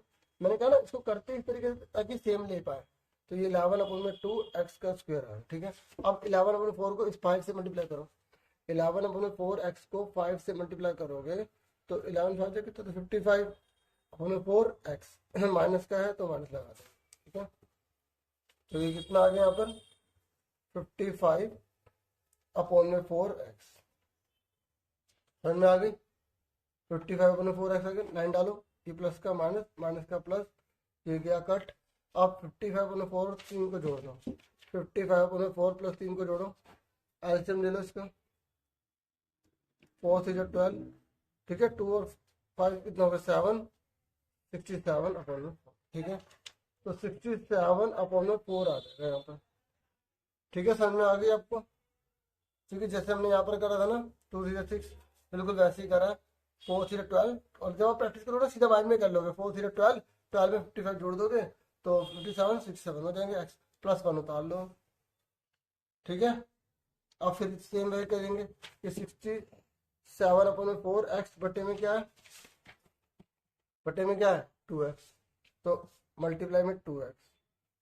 ठीक है, और यहाँ पर क्या लगा हुआ है x लगा हुआ है, ये रहा ना x, तो ये x भी लिखेंगे, तो x x कट गया, तो क्या आ गया 67/8 हो गया, तो अब 67/8 यहाँ लिख देंगे, 67/8। ठीक है, अब इसको मल्टीप्लाई इसमें करो, जब इसमें मल्टीप्लाई करोगे तो क्या आएगा 67/4 x आ जाएगा, और 67/8 को इससे मल्टीप्लाई करो 5 से, करो 67/8 को मल्टीप्लाई करो 5 से, 5 से 35, 3 कैरी 33। ठीक है, तो कितना आएगा 335/8, नीचे लाइन डालो, प्लस का माइनस, माइनस का प्लस, ये गया कट। अब इसको फिर से जोड़ो, 335/8 प्लस 1, तो 335 8 बन जाए 8 होता है। अब इसमें जोड़ दो, 8 5 13, ऊपर 1 कैरी हो जाएगा, 343/8, 343/8। समझ में आ गई, क्लियर हो गया। एक चीज मैं आपको बताता हूँ कि आप अगर वेरीफाई करना चाहते हैं कि आपने सही करा है या गलत करा है, तो मैं वो भी बताता हूँ, आप समझ लो। बच्चों अगर आप ये सोचेंगे ना कि सर इसमें जीरो नहीं आया, तो देखो जो फैक्टराइज वाले होते हैं ना उसमें जीरो आएगा, ये तो डिवाइड बोला है। ठीक है, तो डिवाइड में जरूरी नहीं कि जीरो आपका आए। ठीक है, तो ये आपका रिमाइंडर आएगा। अब आप चेक कैसे कर सकते हो कि आपका सही है गलत है, देखो मैं आपको बताता हूँ। देखो ये जो लिखा हुआ है ना, ये जरूरी नहीं है, एग्जाम में बोला नहीं कि आपको चेक करना वेरीफाई करना है, मैं आपको बता रहा हूँ थोड़ा आपको एक्शन नॉलेज के लिए, जिसमें टाइम बचेगा। देख सकते हैं ये दे रखा है, ये 2x-5 है ना, तो ये 2x-5 को 0 के बराबर लिखा, माइनस का 5 जाके प्लस का 5 हो गया, और 2 मल्टीप्लाई जाके डिवाइड हो गया। ठीक है, अब इसको इसमें पुट कर दो, इसको px मान लो, जैसे करते थे ना पुटिंग करने वाला, पुट करके देखो, x की जगह 5/2 लिख दो, जहां जहां x है ना वहां 5/2 आप पुट कर दो, कर दोगे, करो 5 5 जब कितना होता है 25, 5 जब कितना होता है 125, और 2 2 4 2 8 होता है। ठीक है, ऐसे ही 5 5 जब 25, 25 3 जब कितना होता है 75, 2 2 4 होता है। ठीक है, 5 3 जब 15 होता है। और अब इसका एलसीएम ले लो, 8 आएगा, 8 के पढ़ में 8 एक नंबर पे आता है, 1 की मल्टीप्लाई कर दो, 4 के पढ़ में 8 2 नंबर पे आता है, तो 2 से मल्टीप्लाई कर दो 150 हो गया, 2 के पढ़ में 8 4 नंबर पे आता है, तो 4 से मल्टीप्लाई कर दो 60 हो गया, और यार 1 के पढ़ में 1 8 नंबर पे आता है, तो 8 से मल्टीप्लाई कर दो 8 आएगा। अब इन सबको जोड़ो, 125 150, 60 और 8, जल्दी से जोड़ो।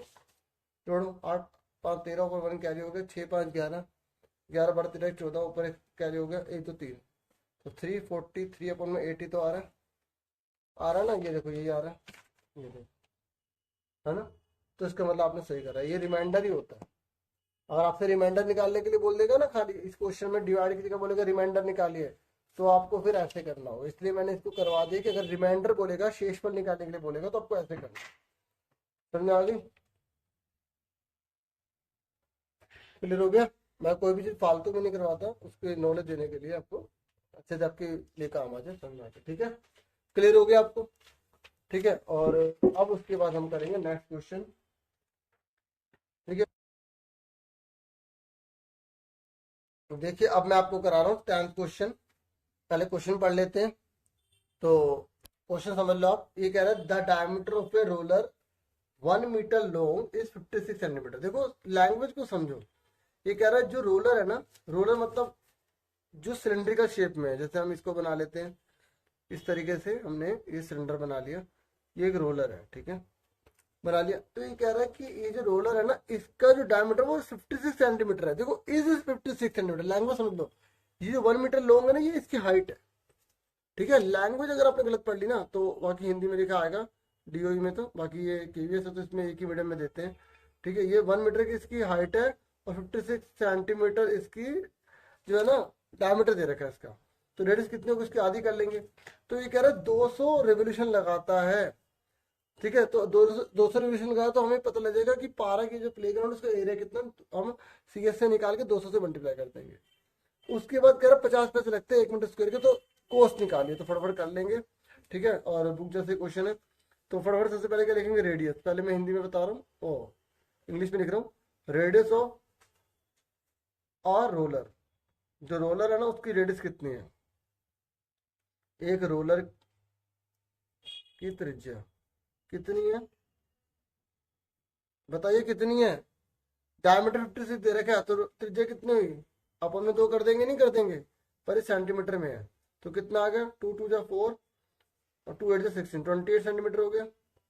और हमें यहाँ पर मीटर में दे रखी है हाइट, तो इसको मीटर में बदलने के लिए क्या करेंगे, तो अपॉन में 100 लगा देंगे, तो ये मीटर बन जाएगा। ठीक है, समझ में आ गई आपको?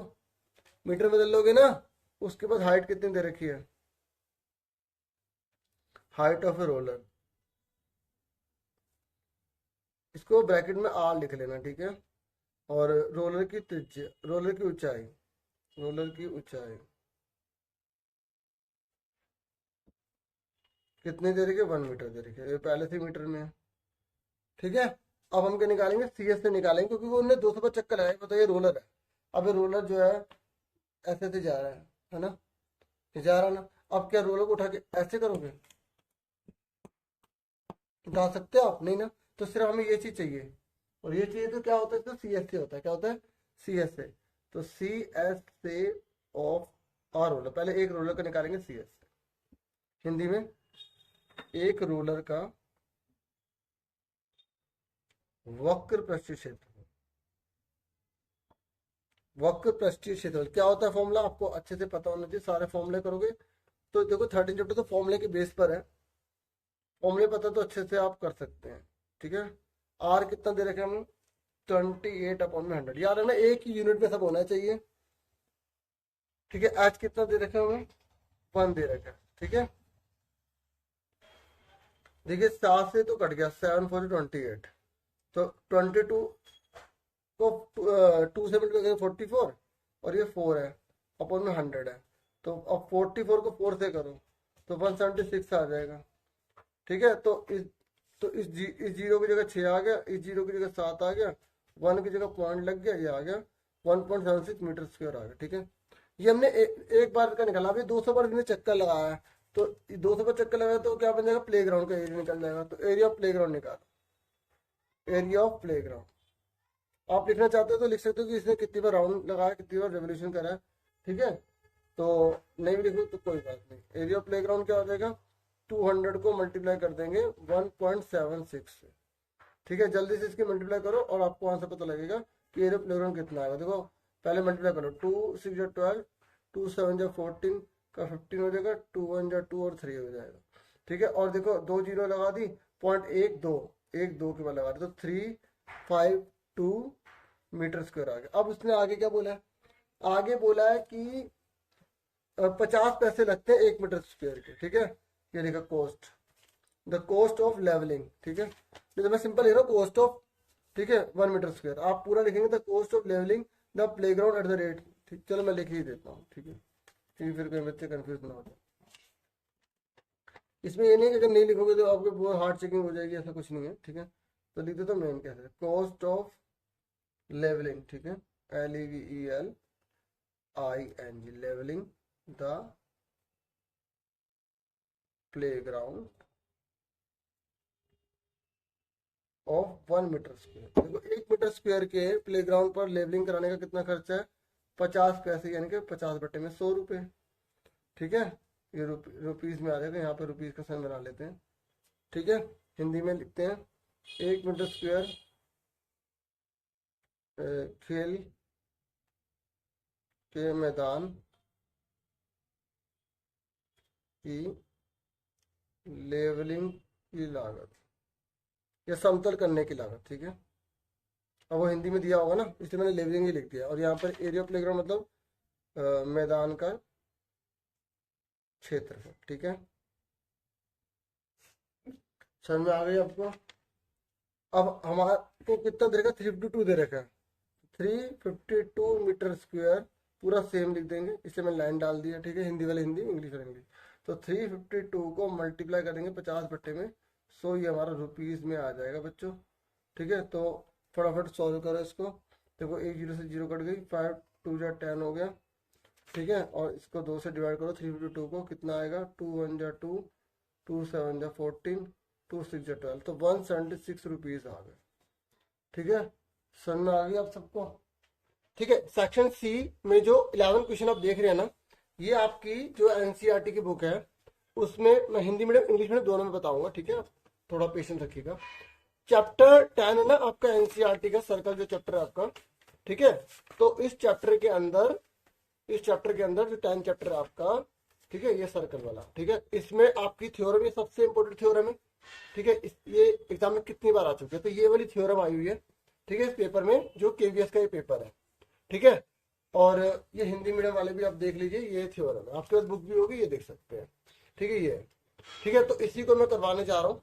ठीक है, और आप जैसे पेपर में करना होता है ना, वैसे ही आप सीख लीजिएगा। ठीक है, तो सबसे पहले हम लिखते हैं गिवन, और हाँ फिगर आप तीनों बना दीजिएगा, अगर किसी बच्चे ने एक भी बनाए तब भी कोई बात नहीं है। ठीक है, समझे, ये फिगर है। ठीक है, फिगर मैं बना देता हूँ। यहाँ पर ये सर्कल बनाया। ठीक है, उसके बाद ये सेंटर होता है, इसे हिंदी में केंद्र बोला जाता है। ठीक है, ये हमने मिलाया और ये हमने बना दिया। देखो ये क्या है, सर्कल, तो इसकी ये परिधि कहलाता है, इंग्लिश में इसको हम बोलते हैं सर्कमफ्रेंस। ये सेंटर मतलब केंद्र होता है।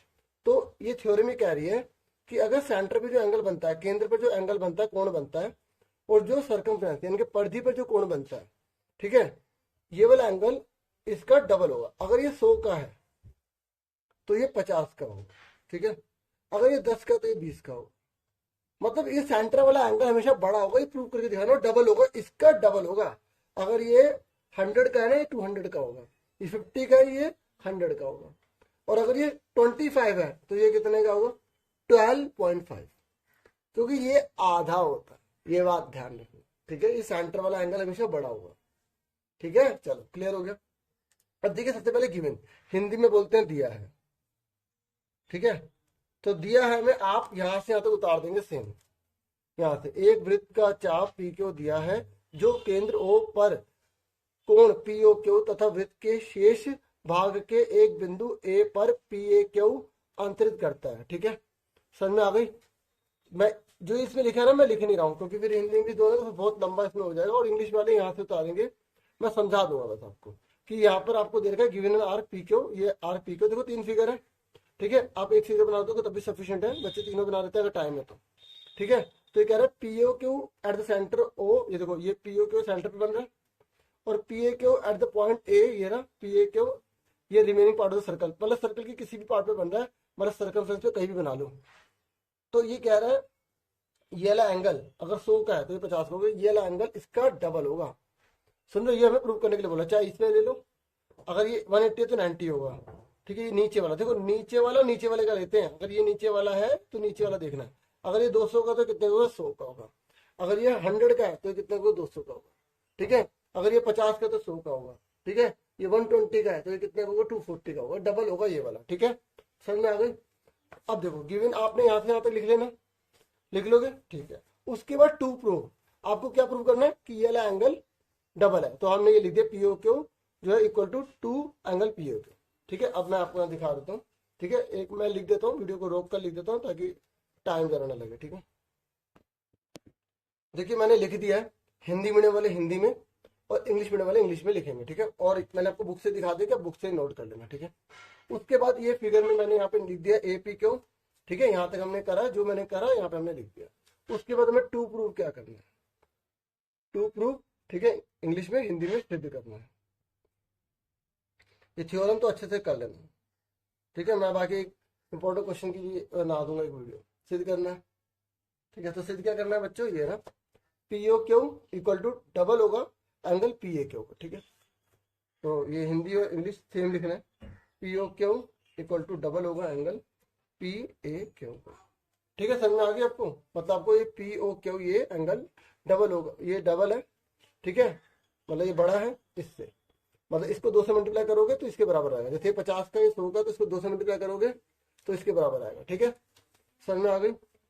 ठीक है, और हाँ एक बात आपको बता दूं कि ये केवल एग्जाम में सिर्फ एक लाइन लिखी आएगी, क्वेश्चन लिखा आएगा, ये फिगर बनी नहीं आएगी। आपको क्वेश्चन याद होना चाहिए। कई बच्चे करते हैं, समझ तो लेते हैं, क्वेश्चन याद नहीं रखते, तो फिर आप कर नहीं पाएंगे। तो क्वेश्चन और उसका कंसेप्ट याद रखें, बोल क्या रहा है। देखो लिखा है ना कि डबल हो रहा है एंगल जो बन रहा है remaining part of the circle पे, सर्कल के किसी पार्ट पे जो एंगल बन रहा है। ठीक है, इस तरीके से। चलो अब उसके बाद कंस्ट्रक्शन करनी पड़ेगी इसमें। ठीक है, कंस्ट्रक्शन को हिंदी में हम लिखेंगे रचना। ठीक है, तो रचना हमने क्या करी, आप ध्यान से देखिए रचना हम क्या कर रहे हैं। आप क्या करेंगे, ये इसको नाम ओ दिया है तो हम बोलेंगे ए ओ को मिलाया। ठीक है, और बी तक बढ़ाया, या बी तक हमने आगे बढ़ा दिया। ठीक है, तो अब इसे लिख देते हैं, ए ओ को मिलाया तथा हमने इसे बी तक बढ़ाया। ठीक है, बाकी आप ये भी लाइन लिख सकते हैं, ये देखो ये लिखी है। ठीक है, नहीं तो इतना सफिशिएंट है। अब इंग्लिश में लिख देते हैं, वी जॉइन, हिंदी वाले ये लिखेंगे, इंग्लिश वाले लिखेंगे, we join AO and extend it to the point. ठीक है, समझ आ गई। बाकी आप ये भी लाइन लिख सकते हैं, ये देखिए। ठीक है, चलो अब यहां तक आपको क्लियर हो गया। अब आपको पेशेंट की समझना होगा, ध्यान समझिएगा। देखिए इससे पहले ना, समझने से पहले थोड़ा सा आपको कंसेप्ट बताता हूँ। ठीक है, पुरानी चीज रिवाइज करवाता हूँ। ठीक है, देखिए आपने ट्राइंगल पढ़ा हुआ है और आपको पता है ये जो एंगल होता है बाहर वाला एक्सटीरियर एंगल होता है ना, कौन सा एंगल होता है, एक्सटीरियर एंगल, मतलब बाह्य कोण होता है। आपको पता होना चाहिए जो बाह्य कोण होता है ये वाला, ये इन दोनों के टोटल के बराबर ही तो होता है। पढ़ा होगा आपने, जैसे अगर मान लो ये आपको 70 दे रखा है, ये आपको 40 दे रखा है, तो ये कितने का होगा, 110 का होगा ना, होगा नहीं होगा, होगा नहीं होगा। अब आप देखो एक लाइन का टोटल कितना होता है, 180 होता है, ये कितने का आएगा, 70 का आएगा। और देखो चेक करके देखो, वेरीफाई करो कि टोटल 180 आ रहा है, क्योंकि एक ट्रायंगल का टोटल कितना होता है, 180 होता है ना, 180 होता है, 180 आ रहा है। तो आपको याद रखना है कि बाहर वाले का टोटल अंदर वाले के टोटल के बराबर होता है। ये चीज याद रखोगे, क्योंकि ये इसलिए बता रहा हूँ कि इस क्वेश्चन में तभी आप कर पाओगे जब आपको ये अच्छे से पता हो। ठीक है, समझे मेरी बात। ठीक है, अब मान लेते हैं मैं आपको 120 देता हूँ। अब बताइए ये 50 का ये कितने का होगा, बिल्कुल सही, ये 70 का होगा, क्योंकि अंदर का टोटल भाग वाले के बराबर। ये आपको याद रखना, एक कंसेप्ट ये समझ में आ गया। दूसरा, इसमें और कौन सा, क्योंकि देखो जो क्वेश्चन कर रहे हो उसमें कंसेप्ट पता लगता है ना कौन कौन से लग रहे हैं, तो क्वेश्चन इजी हो जाता है। बाकी मेरी पूरी कोशिश रहती है कि मैं अच्छे से समझा सकूं। अब पता नहीं कैसे समझाता, आपको पता होगा। देखो ये साइड है और ये साइड है, अगर ये दो साइड बराबर होती हैं तो इसके आमने सामने के एंगल बराबर होते हैं। पता है आपको? अगर मान लो ये दो साइड बराबर है, मान लो ये 40 का, तो ये कितने का होगा? 40 का होगा ना। ठीक है, अब चलो ये बताओ, अगर ये दो साइड बराबर है और आपको ये 40 दे रखा, तो ये कितने का होगा? वेरी गुड, ये भी 40 होगा। ये साइड बराबर है, जो जहां खुल रही है ना, ये जहां खुल रही है, ये एंगल इस एंगल के बराबर होगा। ये वाला देखो, ये खुल रहा है ना जहां पे, तो ये एंगल बराबर होगा। अब बताओ, ये दो साइड है, ठीक है, आपको ये 50 का दे रखा है, तो बताओ ये कितने का होगा? देखो, ये साइड यहाँ खुल रही है, ये साइड यहाँ खुल रही है, तो ये 50 का, ये 50 का होगा। और एक ट्रायंगल का टोटल कितना होता है? 180। तो ये कितना बचा? 80 बचा। वेरी गुड, शाबाश। ठीक है, जो बच्चे बता रहे हैं अपना, वेरी गुड। ठीक है, देखो मैं दोबारा बता देता हूँ जिनको नहीं आया। देखो बच्चे, ये और ये दो साइड बराबर है, तो ये खुल रहा है, ये खुल रहा है, तो ये दोनों एंगल तो बराबर हो गए। तो मैंने बोला ये 50 का, तो 50 का हुआ। और एक ट्रायंगल का रोटर कितना होता है? मैंने ये पूछा आपसे, एक ट्रायंगल का रोटर कितना होता है? 180 तो होता है। 180 से ज्यादा तो हो नहीं सकता ट्रायंगल। 200 का कर देगा? नहीं कर सकते। Very good. ठीक है, तो 80 बचा, 80 आ गया। तो आपको दो बातें याद रखनी है इस क्वेश्चन को करने के लिए।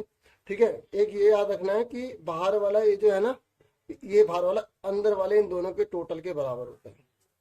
दूसरा आपको ये याद रखना है कि अगर दो साइड बराबर होती हैं, ठीक है, तो उनके आमने सामने के एंगल बराबर होते हैं।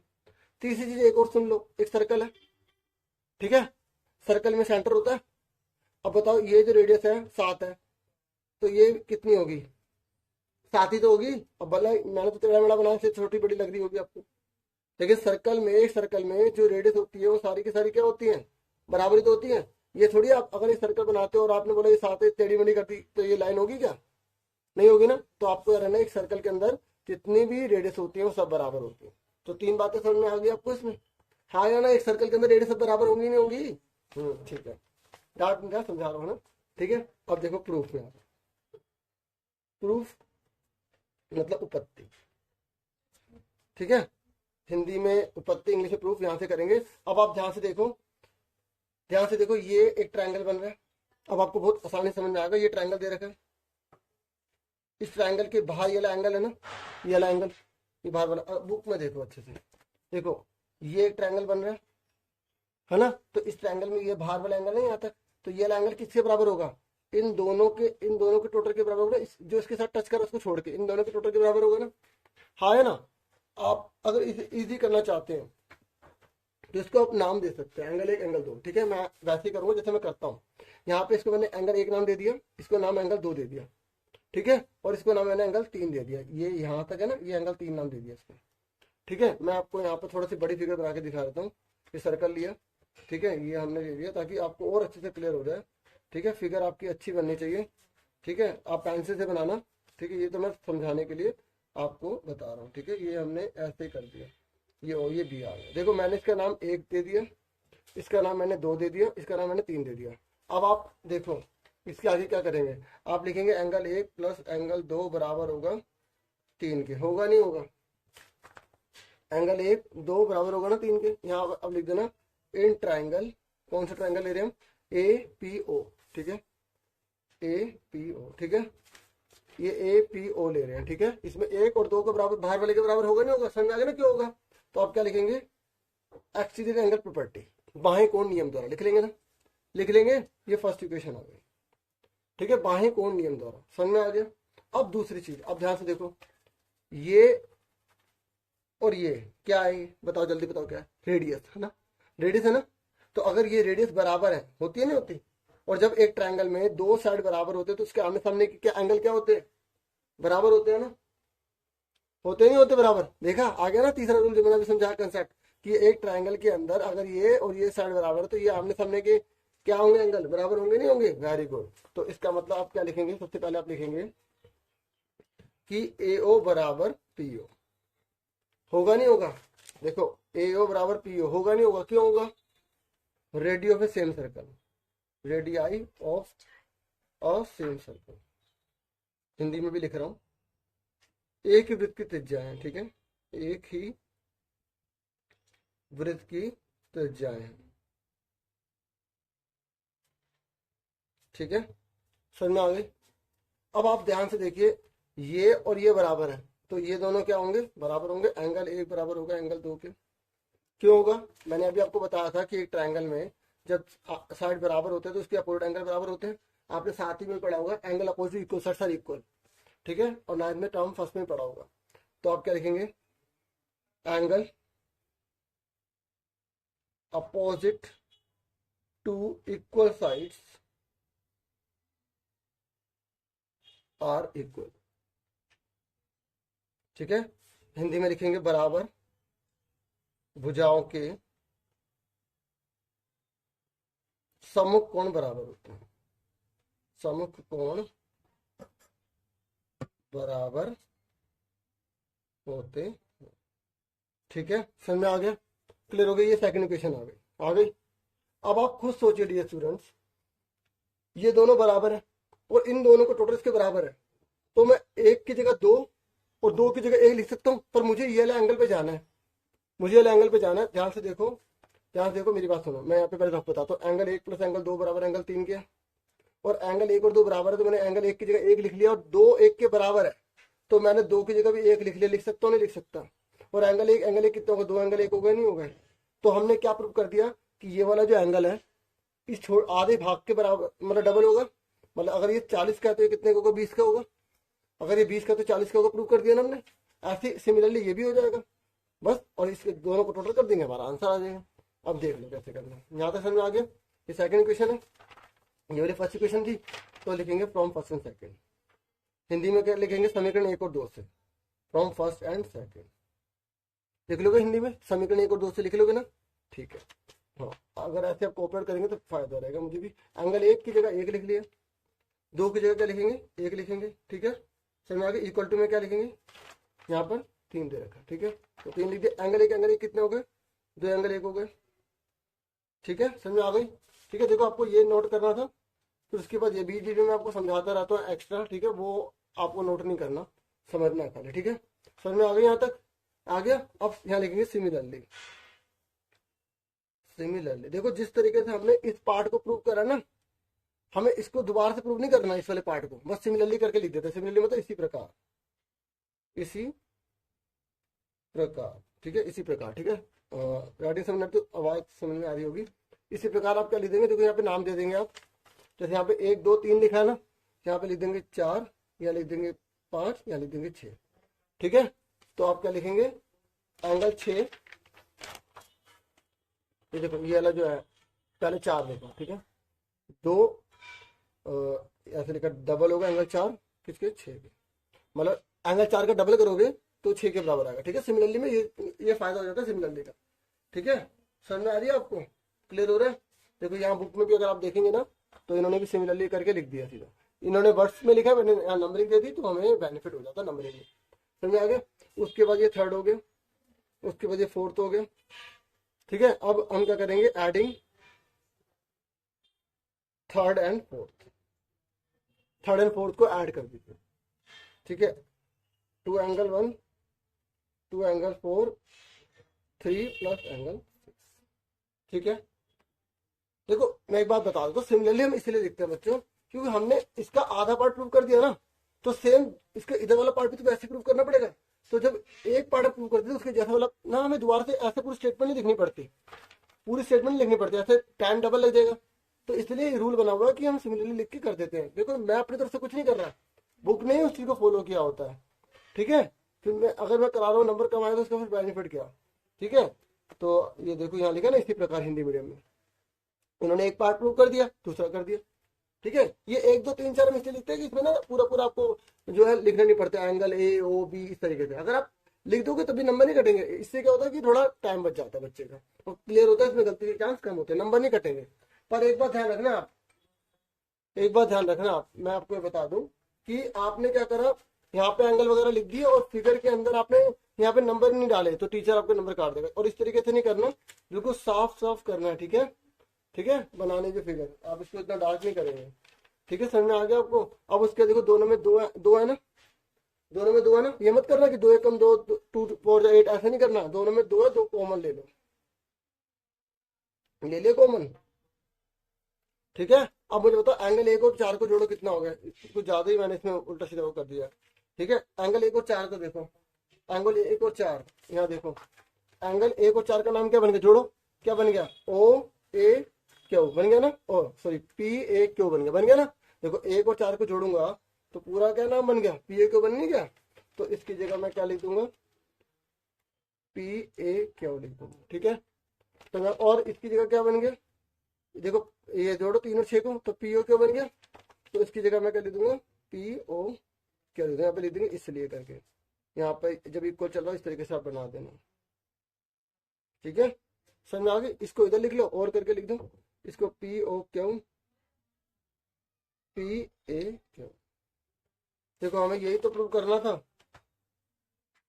यही तो प्रूव करना था, आ गया ना, प्रूव हो गया ना, ठीक है। और एग्जाम में अगर क्वेश्चन में यहाँ दुगने की जगह हाफ बोल देगा ना, हाफ बोल देगा क्वेश्चन में, अगर ये आ गया और ये हाफ बोल दिया तो आपको कंफ्यूज नहीं होना, हाँ हमने तो दुगना वाला कर रखा, डबल वाला कर रखा, हाफ वाला आ गया। तो आपको यहाँ तक तो सेम करना है, इस 2 को बटे में ले जाओ, तो पी ओ क्यू ये 2 बटे में चला गया, पी ए क्यू बन गया ना, हाफ हो गया ना। भाई एक बात सोचो, मेरी बात सोचो कि अगर मैं बोल रहा हूँ कि ये 100 का है, ये 50 का है ना, तो ये वाला जो 100 है ये इसका डबल है। अगर ये 50 का है तो आप ये 50 का तो इसका आधा नहीं होगा, तो हाफ इधर के लिए डबल है। तो इसी क्वेश्चन को यहाँ डबल की जगह हाफ बोल देता है, तो कंफ्यूज नहीं होना, आपको पूरा सेम करना है ये, ठीक है, पूरा सेम करना है। ये वाली चीज जो है ना, आप यहाँ टू प्रूफ में यहाँ हाफ वाली लिख देंगे, ये वाली चीज, ठीक है। और लास्ट में भी आप इसको बटे में ले जाएंगे, लेकिन इस वाले क्वेश्चन में से डबल बोला है, और मेरे को लगता नहीं कि अभी जिस तरीके का माहौल है तो आपको इतना टफ वगैरह देगा, आपको डबल वाला ही देगा, और इस तरीके से आपको करना है। समझ में आ गया, फिर बता दिया मैंने, क्लियर हो गया। और इस बात को हमेशा माइंड में रखना, कौन सी, an investment in knowledge pays the best interest, ठीक है, ये बहुत इंपॉर्टेंट बात है, ठीक है। तो बच्चों क्लियर हो गया आपको अच्छे से।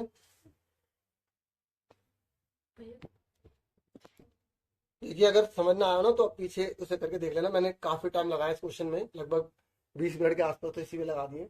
अब इसके और वाला, अगर ऊपर वाला नहीं करते तो नीचे वाला क्वेश्चन है, अब हम इसको करेंगे, ठीक है। चलो करते हैं। देखिए मैं आपको बुक में दिखा देता हूँ, बुक में ना ये वाला क्वेश्चन है वो, ठीक है।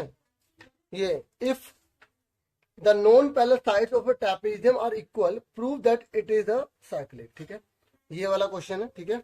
और हिंदी मीडियम में आपको मैं दिखा देता हूँ, हिंदी मीडियम कहाँ पर है, ठीक है। देखिए हिंदी मीडियम में ये है क्वेश्चन, यदि एक समलंब की असमांतर भुजाएं बराबर हो तो सिद्ध कीजिए कि वे चक्रीय है, ठीक है। और ये आपकी एक्सरसाइज 10.5 में से, ठीक है। तो बहुत इंपॉर्टेंट क्वेश्चन एग्जाम में बहुत बार रिपीट हुआ है, चलो इसको करते हैं। देखिए सबसे पहले हम लिखेंगे गिवन, ठीक है, गिवन मतलब हिंदी में दिया है। पहले मैं इंग्लिश में लाइन लिख देता हूँ। गिवन क्या है, देखो हमें बोला गया कि क्या है, ट्रेपीजियम है, ठीक है, और ट्रेपीजियम में नॉन पैरेलल साइड इक्वल है। जैसे इसका नाम दे देता हूँ ए, इसका नाम बी, इसका नाम सी, इसका नाम डी। तो हमें दे रखा है कि ये वाली जो साइड है ना, ये, अब मैं इसे खराब कर रहा हूँ जैसे समझाने के लिए, आप नहीं करेंगे, आप बहुत अच्छे से बनाएंगे, ठीक है। ये इसके बराबर है, ठीक है। हमें क्या गिवन है, A B C D is trapezium. पहले हिंदी में, सॉरी पहले इंग्लिश में देखो, ठीक है। ABCD is trapezium in which non parallel side लिखने की जरूरत नहीं, सीधा लिखो in which AB equal to है CD, ठीक है, मतलब ये दोनों इक्वल है। समझ में आ गया, क्लियर हो गया। और हिंदी में क्या लिखेंगे, ABCD एक समलंब है, समलंब है जिसमें AB बराबर CD है, ठीक है, क्लियर हो गया। समझ में आ गया गिवन क्या है। अब देखो टू प्रूफ क्या करना है हमें, टू प्रूफ को हिंदी में बोलते हैं सिद्ध करना है, ठीक है। तो सिद्ध करना है हमें, क्या सिद्ध करना है बच्चों, हमें यहाँ बोला गया है कि ध्यान से देखिए, बोल रहा है चक्रीय है, ठीक है। चक्रीय को इंग्लिश में बोलते हैं साइक्लिक। और साइक्लिक का मतलब क्या होता है, देखो अगर आपने टाइम चैप्टर कर रखा है ना, तो साइक्लिक का मतलब जैसे सर्कल है, सर्कल में अगर हम कोई भी चतुर्भुज बनाते हैं, ठीक है, तो आमने सामने का टोटल 180 होता है, ये ध्यान रखना। इसी को हम चक्रीय चतुर्भुज कहते हैं, साइक्लिक क्वाड्रिलेटरल कहते हैं। समझे मेरी बात। चलो मैं आपसे एक क्वेश्चन पूछता हूँ, जैसे सर्कल है, ठीक है, क्योंकि देखो मैं क्वेश्चन कराने का मकसद नहीं होता, उसके आसपास की जो चीजें ना वो बताना मेरा मकसद है, ताकि आप कोई भी क्वेश्चन कर ले, ठीक है। अब मुझे आप बताइए, जैसे ये 70 का है तो ये कितने का होगा, वेरी गुड, 110 का होगा, शाबाश। ये हुआ कि बोलते या लिखते ही आंसर बता देना, मजा आ जाता है। ठीक है, अब बताइए 90 का तो ये कितने का होगा? हाँ 90 का होगा, ये हो गई बात। इसे बोलते हैं साइक्लिक। साइक्लिक का मतलब होता है आमने सामने का टोटल 180। अब जल्दी से बताइए, देखता हूँ। ठीक है, एग्जाम में आ गया, ये 30 प्लस एक्स है और ये 70 का है, तो बताओ एक्स कितने का होगा? जल्दी बताओ एक्स कितने का होगा। देखो 30 प्लस एक्स, हाँ वेरी गुड बेटा, शाबाश जिन्होंने बताया बेटी, वेरी गुड। ठीक है, देखो ये देखो, इसका और इसका टोटल 180 होता है, तो इन पूरे को 180 के बराबर लिख दिया। और मुझे पता है सबने सही बताया है, ठीक है 80 बिल्कुल ठीक है। ठीक है, देखो तो 70 और 30 कितने को 100, तो 180 जाके हाँ माइनस हो गया, तो 80 आ गया। ये भी 1-2 नंबर में कभी भी क्वेश्चन पूछा जाता है, कुछ भी दे देकर कर लोगे ना। तो आपको यही इस क्वेश्चन में बोला गया है कि आपको प्रूव करना है कि इसका और इसका टोटल 180 होगा, इसका और इसका टोटल 180 होगा, ये आपको प्रूव करना है। कंसेप्ट क्लियर हो गया? अगर आपको कंसेप्ट क्लियर है ना, तो बस फिर क्वेश्चन आ जाए जैसे मर्जी आप कर लो। देखो इसका भी क्वेश्चन लिखा आता है, ठीक है, फिगर बनी नहीं आती, तो क्वेश्चन याद रख लेना, कर लोगे ना याद। ठीक है, अब आगे देखो, तो आपको ये प्रूव करना है। समझ में आ गई? आपको क्या प्रूव करना है? इसका इसका टोटल, इसका इसका टोटल 180 होगा। क्लियर हो गया? समझ में आ गई आपको? अब हम इसमें भी कंस्ट्रक्शन करेंगे, ये ज्यादा टाइम नहीं लेगा क्वेश्चन, ठीक है। कंस्ट्रक्शन करेंगे, रचना करेंगे। तो रचना हमने क्या करा कि इसके ऊपर ये हमने लाइन डाली और यहाँ पे हमने लाइन डाली, ये एम और ये एम। देखो ये मैंने रफ फिगर बनाई ना, ये दोनों ट्रायंगल बिल्कुल सेम दिखेंगे, इक्वल दिखेंगे, क्योंकि मैंने तो रफ फिगर बनाई ना। कोई बात नहीं, अगर आप भी बनाएंगे तो आपके एग्जाम में टीचर नंबर नहीं काटेंगे, चिंता मत करना, ठीक है। तो ये देखो ये ए एम है, कोशिश करना कि इस प्रकार से बनाने की दोनों साइड इक्वल दिखे, ठीक है। तो हमने क्या करा, ये इस पे परपेंडिकुलर डाल दिया। हमने कंस्ट्रक्शन क्या करी कि ए एम परपेंडिकुलर डाल दिया बीसी पे एंड डी एन परपेंडिकुलर डाल दिया बीसी पे। समझ में आ गई? हमने क्या करा, ये ए एम परपेंडिकुलर डाल दिया बीसी पे, डी एन परपेंडिकुलर डाल दिया बीसी पे। समझ में आ गया आपको? क्लियर हो गया? समझ में आ गई? अब सुनो, अब हम क्या करेंगे, इस वाले ट्रायंगल को और इस वाले ट्रायंगल को कॉन्ग्रुएंट कर देंगे। क्या कर देंगे? कॉन्ग्रुएंट मतलब सर्वांग कर देंगे, ठीक है। तो प्रूफ में आ जाइए,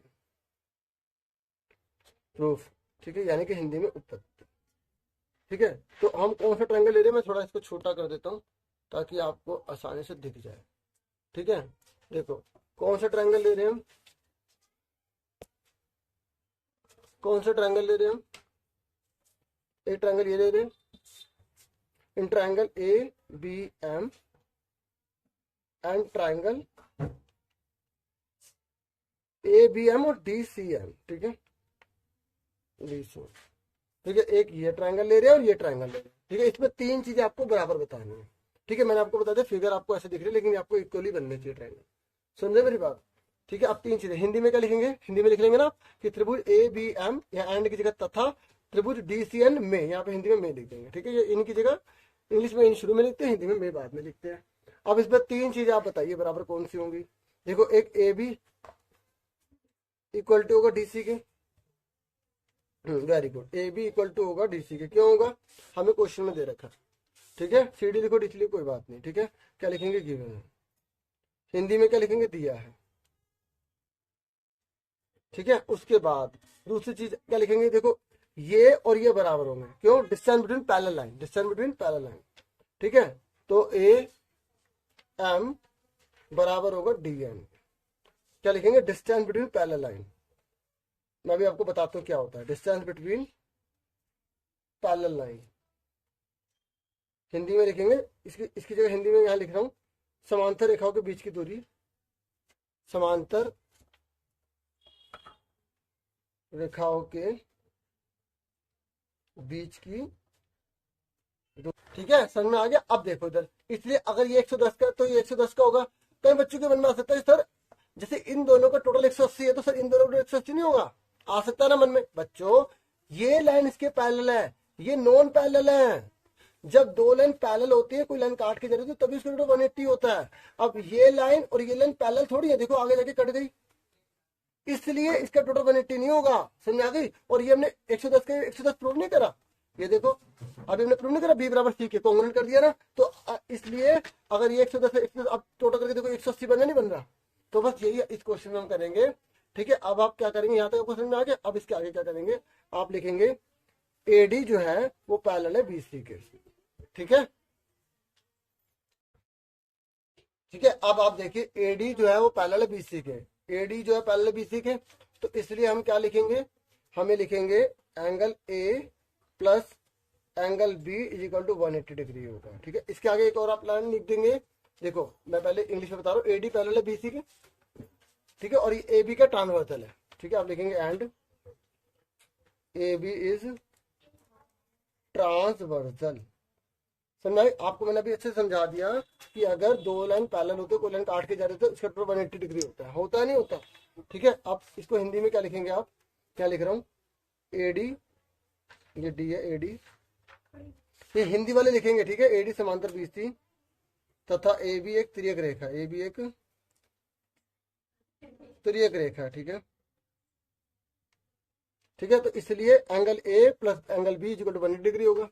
अब आप देखो बी बराबर सी क्या है, इसको हमने फर्स्ट मान लिया और ये हमारा सेकंड हो गया। अब आप देखो ए और बी है ना, ए और बी है ना, तो मैं इस बी की जगह क्या लिख दूंगा? सी लिख दूंगा, क्योंकि दोनों बराबर है। तो यहाँ लिखूंगा from first and second, Hindi में लिख लेंगे ना समीकरण 1 और 2 से। तो ए की जगह मैंने ए लिख दिया और बी की जगह मैंने क्या लिख दिया? सी लिख दिया। क्यों लिख दिया? क्योंकि दोनों बराबर है, इक्वल टू 180 डिग्री हो गया ना प्रूफ। देखो हमें ये तो प्रूफ करना था एंगल ए प्लस 180 डिग्री होगा। ठीक है, ये प्रूफ करना था ना, क्लियर हो गया? फिर मैं सिमिलरली लिख देंगे, फिर क्या लिख देंगे? मैंने कहा था दूसरा जो पार्ट होता है वो प्रूफ नहीं करना होता। Similarly B plus D, angle B plus D is equal to क्या होगा? 180 डिग्री होगा। ठीक है, हिंदी में क्या लिखेंगे? इसी प्रकार, इसी प्रकार। अब आप मेरी बात ध्यान सुनिए, ये हमने बी प्लस डी लिख दिया। उसके बाद आप क्या कीजिएगा, जो क्वेश्चन में जो लाइन लिखी है ना, ठीक है, उसको आप जो है लिख देना। ठीक है, has prove it is cyclic.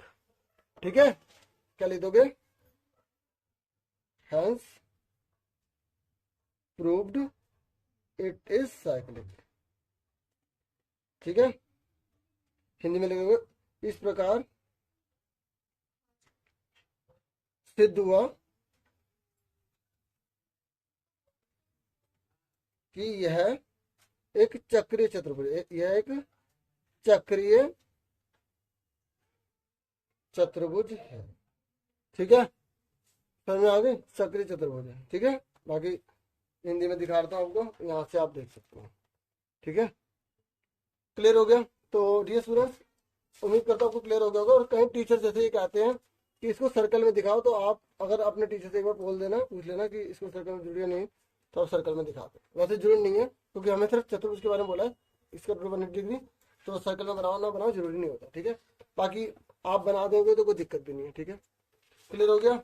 तो देखिए डियर स्टूडेंट, मैं अब आपको ना 12th क्वेश्चन करवा रहा हूँ। ठीक है, ये 12th क्वेश्चन है आपकी बुक में चैप्टर नंबर 8 में। ठीक है, एक्सरसाइज 8.1 में जब आप देखेंगे तो आपको क्वेश्चन मिल जाएगा। ठीक है, तो ये क्वेश्चन बहुत इंपॉर्टेंट है और इसका पहला क्वेश्चन तो इंपॉर्टेंट है ये, लेकिन अभी मैं KVS का पेपर करवा रहा हूँ तो उसी में हम डिस्कस करेंगे। तो सबसे पहले हमें गिवन लिखना है। ठीक है, जब भी प्रूव करने वाले क्वेश्चन आते हैं हमें गिवन लिखना पड़ता है। तो क्वेश्चन नंबर 12 सबसे पहले हिंदी में गिवन, सॉरी पहले इंग्लिश में लिखूंगा फिर हिंदी में। ठीक है, देखिए ये यहां से लेकर आपको यहां तक पूरा गिवन लिखना है। ठीक है, सिंपल टर्म में आप ये लिख सकते हैं ABCD इज, ये देखो ये क्या है, क्वेश्चन में देखा पैरेललोग्राम। ठीक है, क्वेश्चन में से देख के लिखना होता है, इज अ पैरेललोग्राम। शॉर्ट में पैरेललोग्राम कैसे लिख सकते हैं? ठीक है, देखो ABCD से पैरेललोग्राम। ठीक है, और आगे क्या बोला हुआ है कि AP एंड CQ और perpendicular from vertices A and C, ये और ये इस लाइन पर ना परपेंडिकुलर है, 90 डिग्री के बना रहे हैं। तो आप क्या लिखोगे? इन विच, जिसके अंदर, इन विच, पहले इंग्लिश में बता रहा हूँ। ठीक है, इन विच ये क्या है? AP परपेंडिकुलर है। ठीक है, किस पर? BD पर। देखो मैं ये लिख रहा हूँ ना, आप चाहे तो पूरी लाइन यहाँ से यहाँ तक नोट कर सकते हैं। ठीक है, अगर आपको अच्छे से पता है तो आप पूरा ऐसे लिखिए।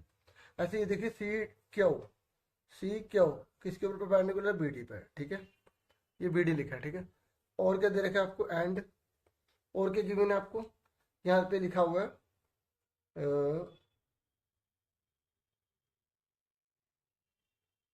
आप लिख देंगे एंड BD इज डायगोनल। ठीक है,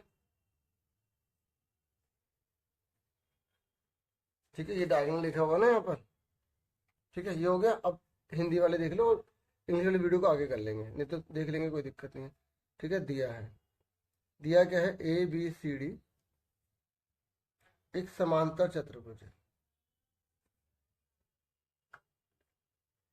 जिसमें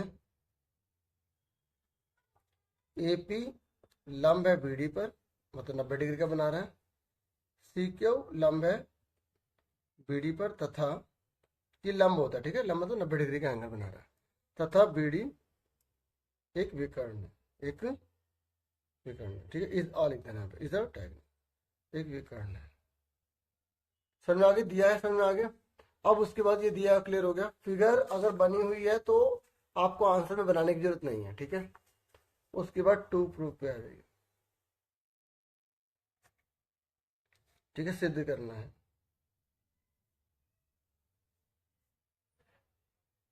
तो सिद्ध क्या करना है आपको, यहाँ ए और बी दो चीजें सिद्ध करनी है, ये आपको सेम लिख देनी है, ठीक है, इंग्लिश वाले इंग्लिश में, हिंदी वाले हिंदी में, और ये आपको दोनों को सबको सेम में लिखना है, ठीक है। तो क्या दे रखा है आपको, ये बुक में, ये देखो ये सेम है, ठीक है। ए पी बी मैं बिल्कुल आराम से बता रहा हूँ, मुझे कोई जल्दबाजी नहीं है, ठीक है। और सी क्यू डी आप आराम से समझिए, ठीक है, बाकी के पार्ट बना दिए, ठीक है, आप पूरी वीडियो आराम से देखना, ठीक है। ये आ गया, क्लियर हो गया। डिस्क्रिप्शन में और भी सब्जेक्ट की मिल जाएगी, आप देख लेना। अब आ जाइए प्रूफ पर आ जाइए, मतलब उपत्ति, ठीक है। उपत्ति कैसे करनी है, देखो बहुत ही सिंपल है बच्चों। हमें ये वाला प्रूफ करना है ना, कॉन्ग्रुएंट, तो हम प्रूफ फर्स्ट लिख रहे हैं, मतलब पहला प्रूफ कर रहे हैं हम। अगर ए लिखा हुआ है तो आप यहाँ पे ए लिख दीजिए, ठीक है। तो आपको कॉन्ग्रुएंट तो करना है, कितना आसान है कॉन्ग्रुएंट करना, तीन चीजें बराबर बतानी है इसमें। तो in triangle A P B जो दे रखा है उसी को लिख दो, ये तो सबसे आसान है। और ये एग्जाम में क्वेश्चन बहुत बार रिपीटेड हुआ है, बहुत बार, ठीक है। तो इन एक ट्रायंगल ये वाला है, एक ट्रायंगल ये वाला है, इसमें तीन चीजें बराबर बतानी है। हिंदी वाले क्या लिखेंगे, त्रिभुज ए पी बी तथा लिख देंगे, तथा त्रिभुज सी क्यू डी में, इन यहाँ पे इंग्लिश में, हिंदी में यहाँ पे, ठीक है। अगर आप मुझसे जुड़े हुए तो आपको पता होगा मैं कैसे तो बता रहा हूँ, ठीक है, समझ में आ रहा है ना आपको। तो अब आप बताइए इसमें तीन चीजें कौन सी बराबर है। देखिए ए बी बराबर है सी डी के, क्योंकि पैरेललोग्राम की अपोजिट साइड बराबर होती है ना, समांतर चतुर्भुज की विपरीत भुजा बराबर होती है ना। तो ए बी बराबर किसके आ गया, हमारा सी डी के बराबर आ गया। समझ में आ गई, क्या लिखेंगे, अपोजिट साइड ऑफ पैरेललोग्राम, ठीक है, अपोजिट साइड्स ऑफ पैरेललोग्राम, ठीक है। हिंदी में मैं आपको यार आप में लिख के दे देता हूँ, ठीक है। चलो मैं यही लिख देता हूँ नीचे, समांतर चतुर्भुज की विपरीत भुजाएं, समांतर चतुर्भुज की विपरीत भुजाएं, ठीक है। हिंदी वाले हिंदी में, इंग्लिश वाले इंग्लिश में, ठीक है। समझ में आ रहा है आपको, आ गया। अब बताओ दूसरी चीज कौन सी बराबर है, बताइए। देखो ये भी 90 डिग्री का, ये भी 90 डिग्री का है नहीं है। देखो इस ट्रायंगल में ये 90 का है और इस ट्रायंगल में ये भी तो 90 का है, तो दोनों 90-90 बराबर तो होता है। तो इसका नेम क्या है, ए पी बी, ठीक है। मैं थोड़ा नीचे करके लिख रहा हूँ, ठीक है, यहाँ नीचे करके लिख रहा हूँ क्योंकि यहाँ पे लिखूंगा तो फिर वो हो जाएगा, ठीक है। आपको स्पेस नहीं देना, ठीक है। ए पी बी इक्वल होगा एंगल, देखो ए पी बी बराबर होगा सी क्यू डी के, ठीक है, सी क्यू डी के। ओके, क्या लिखोगे, each of is 90 degree, each of is 90 degree, ठीक है। हिंदी में क्या लिखोगे, प्रत्येक 90 डिग्री का कोण है, प्रत्येक 90 डिग्री का कोण है, ठीक है। समझ में आ गई। अब तीसरी चीज बताओगे तो मानो, बताओ तीसरी चीज कौन सी बराबर है। देखो ये देखो जेड बन रहा नहीं बन रहा, देखो आपको पता होना चाहिए डियर स्टूडेंट कि जब दो लाइन पैरेलल होती है, कोई लाइन काट के जा रही होती है, तो ये और ये जैसे जेड बन रहा नहीं बन रहा, चाहे ऐसे जेड बने या ऐसे जेड बने, तो ये वाला और ये वाला एंगल बराबर होते हैं, इसे बोलते हैं अल्टरनेट इंटीरियर एंगल, ठीक है। हिंदी में क्या बोलते हैं, अंत एकांतर कोण, अंत एकांतर कोण, ठीक है। तो हम यहाँ पर जो है तीसरी कौन सी लिखेंगे, यहाँ लिखेंगे एंगल, देखो स्पेस दे रहा हूँ क्योंकि यहाँ पर थोड़ा सा आपको साथ साथ लिखना है, ठीक है डियर स्टूडेंट, समझ रहे हैं ना आप, ठीक है। इसका नेम बताइए, क्या नाम है इसका, A B P, A B P equal होगा सी डी क्यू के, ठीक है, सी डी क्यू के। क्या लिखेंगे, अल्टरनेट इंटीरियर एंगल, पूरा पूरा लिख लेंगे ना, लिख लोगे ना पूरा पूरा, मैं यहाँ लिख देता हूँ, अल्टरनेट इंटीरियर एंगल, ठीक है। हिंदी में लिख दिया अंतःकांतर कोण, इंग्लिश में अल्टरनेट इंटीरियर एंगल, ठीक है। तीन चीजें बराबर हो गई। जब तीन चीजें बराबर हो जाती है तो क्या होता है, वो ए पी बी कॉन्ग्रुएंट हो गया ट्रायंगल सी क्यू डी के। कौन से रूल से हुआ तो बताओ, तो मालूम, बताओ कौन से रूल से हुआ। एक ये साइड हुई, एक ये एंगल हुआ, और एक एंगल ये हुआ, तो ए ए एस हो गया। कौन सा हो गया, ए ए एस। समझ में आ गई, वेरी गुड। तो कौन सा हुआ, ए ए एस रूल, ठीक है, ए एस नियम द्वारा, ठीक है। क्लियर हो गया, समझ में आ गया आपको। तो ये आ गया प्रूव्ड फर्स्ट, लिख देंगे प्रूव्ड फर्स्ट या प्रूव्ड ए। समझ में आ गई, पहला वाला हो गया। अब हमें इसका दूसरा पार्ट करना है, ए बी बराबर सी को। देखो जिस तरीके से कर रहा हूँ वैसे ही करना चाहिए, ठीक है। तो आप देखिए, बाकी आप अपने टीचर्स को भी दिखा सकते हैं, ठीक है। समझ करके दिखा सकते हैं कि सर मैंने ऐसे किया। देखो पी में देखो, सबसे पहले ये चीज दोबारा लिखेंगे क्योंकि हम बी पार्ट में अलग अलग दे रखा है ना, तो इसे इसी को दोबारा लिखेंगे यहाँ पर। Triangle A P B congruent triangle C Q D के, ठीक है। क्या लिखेंगे, एबव प्रूव्ड, ऊपर सिद्ध किया ना, एबव प्रूव्ड, या आप अर्लियर प्रूव्ड भी लिख सकते हैं। हिंदी में लिखेंगे ऊपर सिद्ध किया है, ठीक है, ऊपर सिद्ध किया है या अभी सिद्ध किया है, ऐसे लिख सकते हैं, ठीक है। अब जब तीन चीजें बराबर होती है बाकी चीज भी बराबर होती है ना, तो उसे क्या बोलते हैं, सिंप्लिसिटी, याद है। तो इसने बोला है कि ए पी बराबर सी क्यू, तो देखो ए पी बराबर सी क्यू, तो आप लिख देंगे ए पी बराबर सी क्यू होगा। अगर एक दो ट्रायंगल में तीन चीजें बराबर होती है तो बाकी सब चीज बराबर होती है, तो उसको क्या बोलते हैं, सिंप्लिसिटी। आप हिंदी वाले भी सिंप्लिसिटी इंग्लिश में लिख सकते हैं, और इंग्लिश वाले तो सिंप्लिसिटी लिख ही सकते हैं। सिंप्लिसिटी की फुल फॉर्म दोबारा से बता देता हूँ, corresponding parts of congruent triangles are equal. Hindi में सर्वांगसम त्रिभुजों के संगत भाग बराबर होते हैं, ठीक है। मैंने दोबारा से इसलिए बोला क्योंकि और भी जो वीडियोस पहले बना चुका हूँ उसमें मैं बहुत बार बता चुका हूँ, ठीक है। समझ में आ गया आपको। अब उसके बाद हम करेंगे केस स्टडी के क्वेश्चन, ठीक है। अब केस स्टडी के क्वेश्चन करने जा रहे हैं। ये 13 है, ठीक है। 13 क्वेश्चन में आपको हो सकता है ब्लर नजर आ रहा हो, मैं हिंदी इंग्लिश दोनों में आपको बताऊंगा।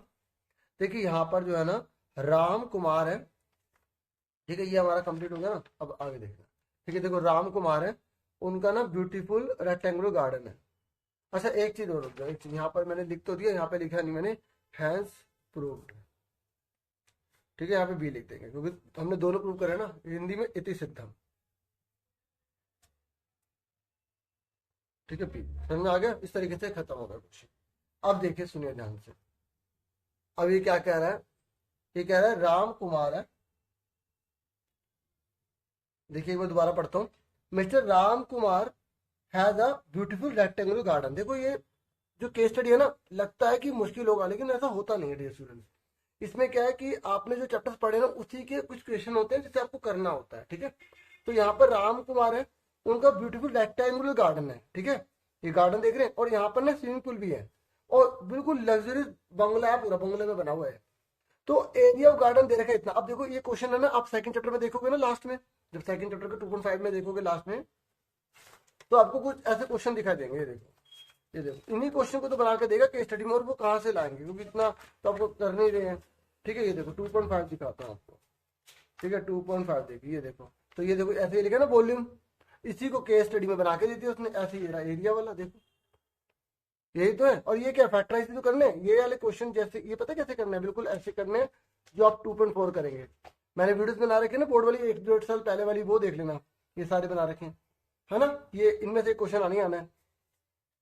तो आगे सुनो मेरी बात, तो मैं आपको क्या बता रहा हूँ, देखो इससे आप बोला क्या, ये एरिया दे रखा है, कह रहा है इसकी डायमेंशन निकालिए। डायमेंशन मतलब पता है क्या, लेंथ और ब्रेथ निकालिए, और लेंथ और ब्रेथ का मतलब क्या है, जो हम फैक्टराइज करेंगे ना वही है।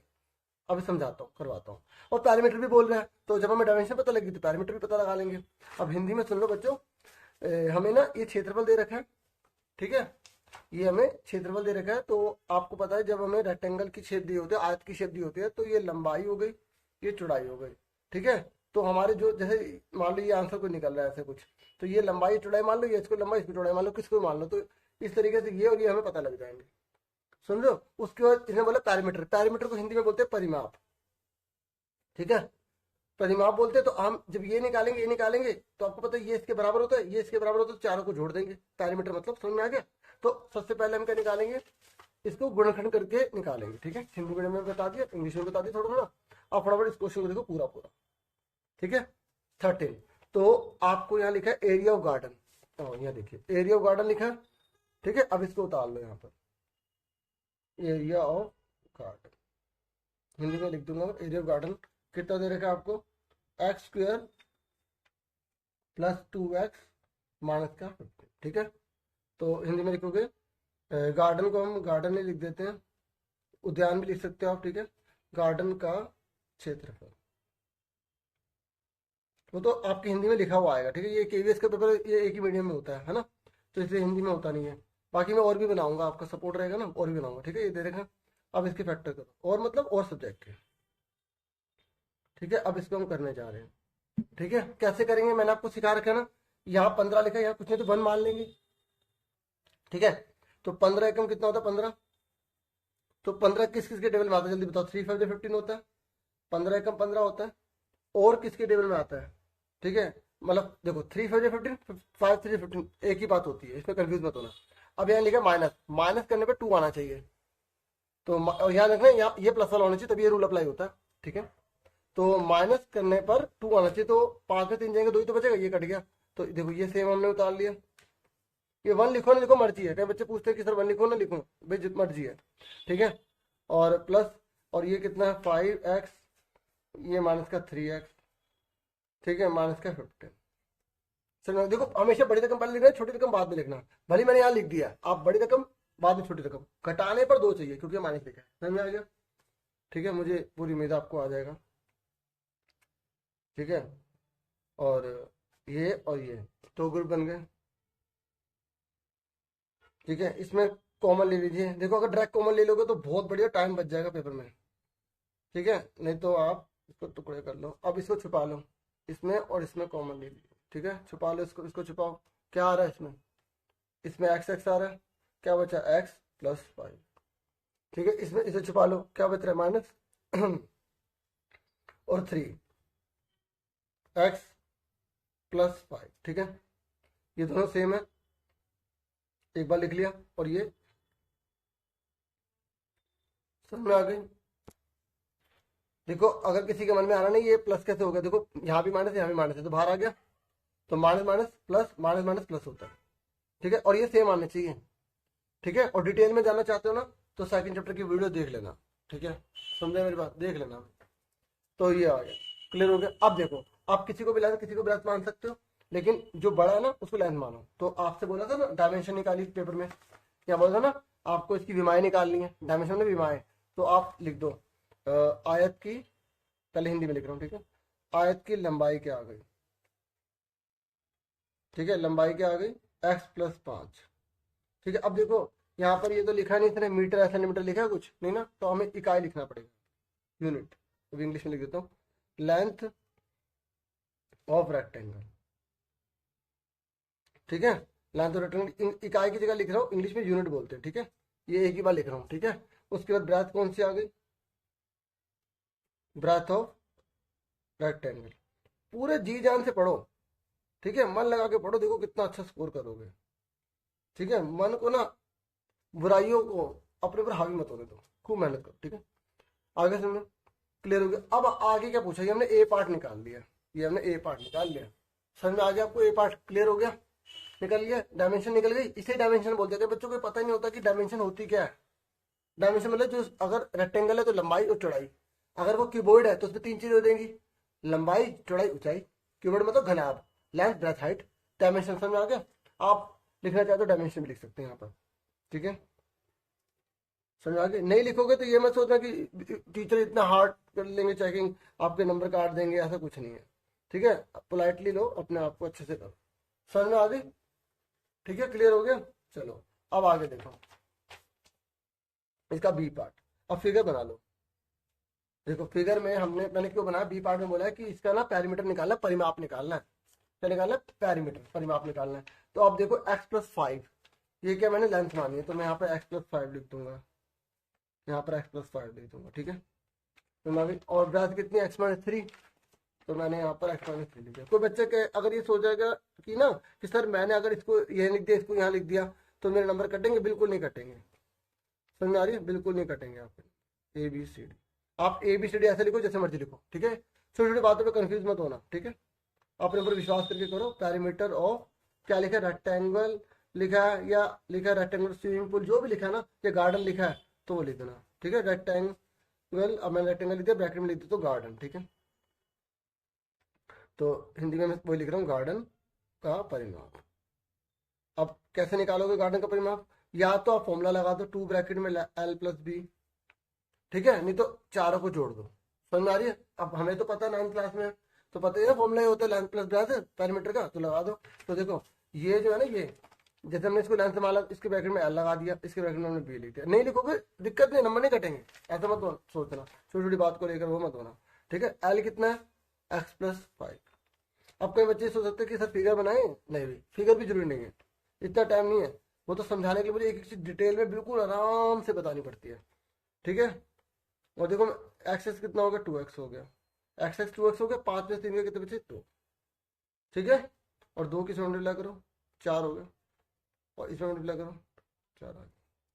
समझ में आ गई? ये आ गया मीट और यूनिट, क्योंकि यहाँ हमें कोई वो तो देनी रखी थी यहाँ पे यूनिट, तो हम फिर यूनिट ही वर्ड लिख देते हैं हिंदी में, इकाई। इस पर मैंने इंग्लिश में पहले लिखा, ठीक है? समझ में आ गई? आपको क्लियर हो गया? अब हमारा ये लास्ट क्वेश्चन बचा है, तो फाइनली पूरा हो जाएगा पेपर, है ना? तो 14 में यहाँ पर ना एक कल्चर के बारे में, मतलब जो एक बहुत पुराने राजा महाराजा के बता रखे, उन्होंने इस तरीके से बना रखे चीजें, सिलेंड्रिकल शेप है, ये इस तरीके से आप देख रहे हो, ये बने हुए हैं, ठीक है? क्या बने हुए हैं पता है? गोल बने हुए हैं, ठीक है? इस तरीके से बने हुए। तो ये कह रहे हैं कि अगर यहाँ पिलर लिखा है, ठीक है? तो पिलर बने हुए हैं, तो उसकी हर हर पिलर की रेडियस 20 है, हर पिलर की हाइट 10 है, ठीक है? तो ये कह रहा है कि अगर मान लो इसमें जो मसाला लगा है, कंक्रीट लगा हुआ है, ठीक है? कंक्रीट लगा हुआ है, और जितना भी इसमें मिक्सचर डला हुआ, अगर 14 का पता लगाना हो तो कितना होगा? देखो अगर कोई चीज भरी होती है तो वॉल्यूम लगाते हैं, कोई चीज भरी होती है तो वॉल्यूम लगाते हैं, और अगर कोई चीज लगानी होती है इसके ऊपर, जैसे पेंट करना है, अब पेंट थोड़ी भरेंगे इसके अंदर, तो वहां पे एरिया लगाते हैं, आपको ये पता होगा, है ना? कोई चीज अगर भरनी होती है ना, तो वहां पे आयतन लगाया जाता है। तो यहाँ कहीं पर भी लिखा नहीं है आयतन का फॉर्मूला लगाना है, ठीक है? आपको खुद पता लगाना पड़ेगा। तो आप फटाफट इसे सॉल्व करते हैं। सबसे पहले, ठीक है, रेडियस लिख लेते हैं, रेडियस ऑफ पिलर। तो हिंदी में पिलर लिखा होगा या खंबा लिखा होगा, ठीक है? मैं यहाँ पिलर ही लिख रहा हूँ, ठीक है? पिलर की त्रिज्या क्वेश्चन में हिंदी में लिखा आएगा बच्चों, ठीक है? पिलर की त्रिज्या कितनी है? देखो इसके ब्रैकेट में आर लगा दिया, तो हमें 20 सेंटीमीटर दे रखी है, बहुत ही ईजी है, ठीक है? 20 सेंटीमीटर हो गया। और यहाँ पे हाइट कितनी दे रखी है, हाइट ऑफ पिलर, ठीक है? पिलर की ऊंचाई,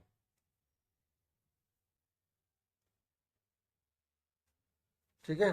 तो पिलर की ऊंचाई कितनी देगा, 10 सेंटीमीटर, और 10 मीटर, कितनी, 10 मीटर। अब देखो बच्चों यहाँ पर ध्यान से ध्यान देने वाली बात है, देखो ये सेंटीमीटर में है और ये मीटर में है, तो हमें हमेशा एक ही यूनिट रखनी पड़ती है, ठीक है? ये हमने पहले क्वेश्चन भी करते ना, जो हमने डीओई के प्रैक्टिस पेपर करते उसमें भी मैंने आपको बताया था।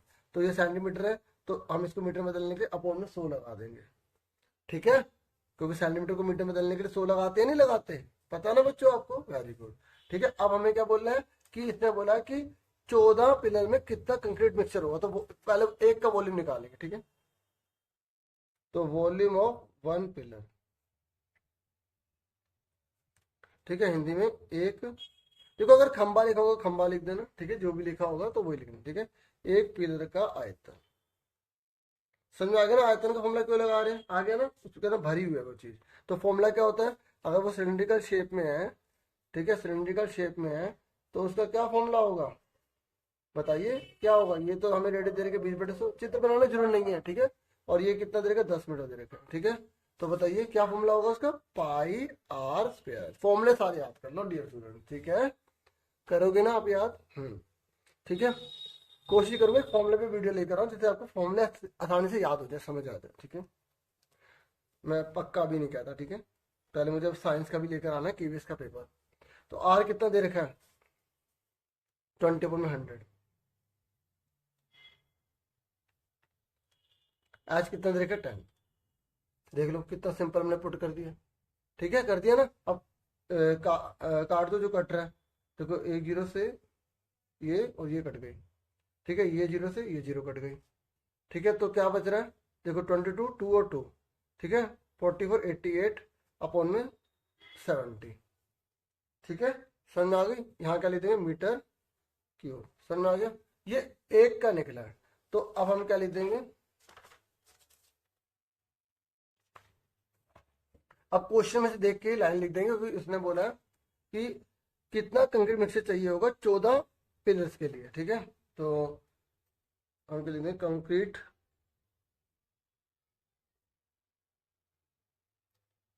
मिक्सचर, पहले मैं इंग्लिश में लिख रहा हूँ, ठीक है। Concrete mixture required would be use, लिखा तो यूज लिख दो, would be use in 1 pillar. सबसे पहले 1 पिलर में कितना होगा, तो 1 पिलर में हमने निकाल लिया कितना, 88 अपॉन में 70। देखो मैंने इसको पॉइंट में इसलिए नहीं निकाला क्योंकि हमने दूर की सोचनी है, ठीक है। क्या सोचनी है, दूर की।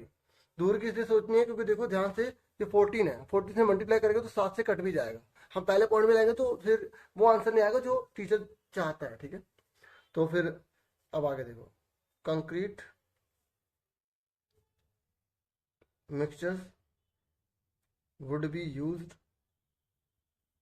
इन, देखो यहाँ से देख के लिख रहा हूँ, ठीक है, यहीं से, ठीक है, इन 14 सच पिलर, ठीक है। ऐसे ही सेम 14 जो है ना, वो उन पिलर्स में कितना होगा, ठीक है। तो 14 से मल्टीप्लाई कर देंगे, सिंपल सी बात है। अगर एक चॉकलेट इतने के तो 14 चॉकलेट कितने के, मल्टीप्लाई तो करोगे, ठीक है। तो आप इसको अब काट दो जितना कट रहा है, देखो 7 से काट दो, 7 टू 14 हो गया, ठीक है। और 88 को कर दो, 2 8 16, 2 7 1 7 हो गया। अब ये जीरो की जगह 6 आ गया, 1 की जगह पॉइंट लग गया, तो बिल्कुल आसान तरीके से मैंने बताया, तो ये मीटर क्यूब आ गया, इतना चाहिए होगा, ठीक है। अब हिंदी में लिख देता हूँ, यहाँ पर लिख देता हूँ हिंदी में, ठीक है, ठीक है। एक पिलर के लिए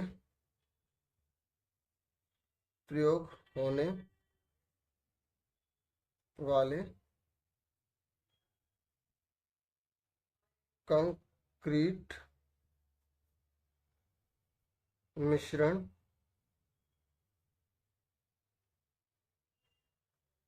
की मात्रा, वो कितनी थी, 88 अपॉन में 70 मीटर की, ठीक है।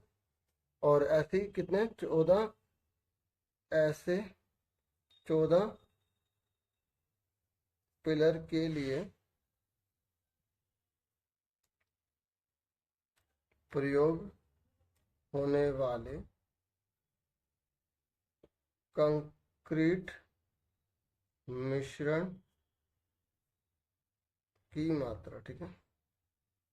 तो 14 से मल्टीप्लाई कर देंगे, अपॉन में कितना है, 70। देखो मैं आपको बता दूं, आप सिंपल भी कर सकते हो, मल्टीप्लाई करके 70 से डिवाइड कर दो, ठीक है। तो यहाँ पे दोबारा काट के दिखाता हूँ, 7 से काटा, ठीक है। उसके बाद देखो 2 से मैंने काटा नहीं है, 2 से मैंने काटा नहीं क्योंकि जीरो है ना, आसानी से लग जाती है। 2 8 16, 2 8 16 17, नीचे 10 है, तो इस जीरो की जगह 6 लग गए, इस जीरो की जगह 1 की पॉइंट 76 इस मीटर के ऊपर, ठीक है। समझ में आ गई, ठीक है। और इस तरीके से देखो मैंने पूरा का पूरा करवा दिया है आपको, ठीक है। और ये पूरा पेपर करवा दिया मैंने आपको, मुझे पूरी उम्मीद है ये वीडियो आपके लिए काफ़ी हेल्पफुल होगी, आपकी बहुत अच्छे से प्रिपरेशन करने में थोड़ा बहुत मेरा भी कंट्रीब्यूशन रहेगा, ठीक है।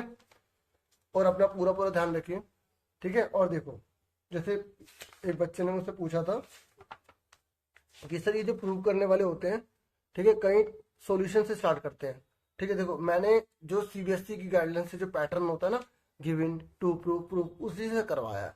अगर आप सॉल्यूशन से भी लिखते तो टीचर इस बात पे देखता नहीं है कि भाई बच्चा ऐसे लिखा है नंबर काट लो, नहीं, नॉर्मली नहीं करते, ठीक है। बाकी देखो जो आपके क्लास टीचर्स हैं ना स्कूल के, वो जैसे करवा रहे हैं, थोड़ा देखो हल्का फुल्का पैटर्न अलग होता है ना, तो आप जो स्कूल के टीचर कर रहे हैं उसको फॉलो करें, क्योंकि उन्होंने पेपर चेक करने होते हैं, ठीक है। बाकी उनको ये दिखा दो कि सर मैंने ऐसे करा कि गलत नहीं है, तो वो कहेंगे हाँ ठीक है। वैसे टीचर्स को पूरा पता होता है, हर बहुत से तरीके होते हैं, टीचर्स को बहुत एक्सपीरियंस होता है, बच्चे सोचते हैं टीचर्स को पता है या नहीं पता, इस तरीके से, ठीक है। तो अपने ऊपर विश्वास करके बिल्कुल अच्छे से करें और अपनी पूरी तैयारी रखें और खूब मन लगा के पढ़ें। कभी कुछ ऐसा ना होने दे कि जिससे आपकी पढ़ाई दूर हो जाए, ठीक है। अपना भविष्य बहुत अच्छा करें। Thank you for watching and listening carefully. अपना पूरा पूरा ध्यान रखना, टेक केयर स्टूडेंट्स।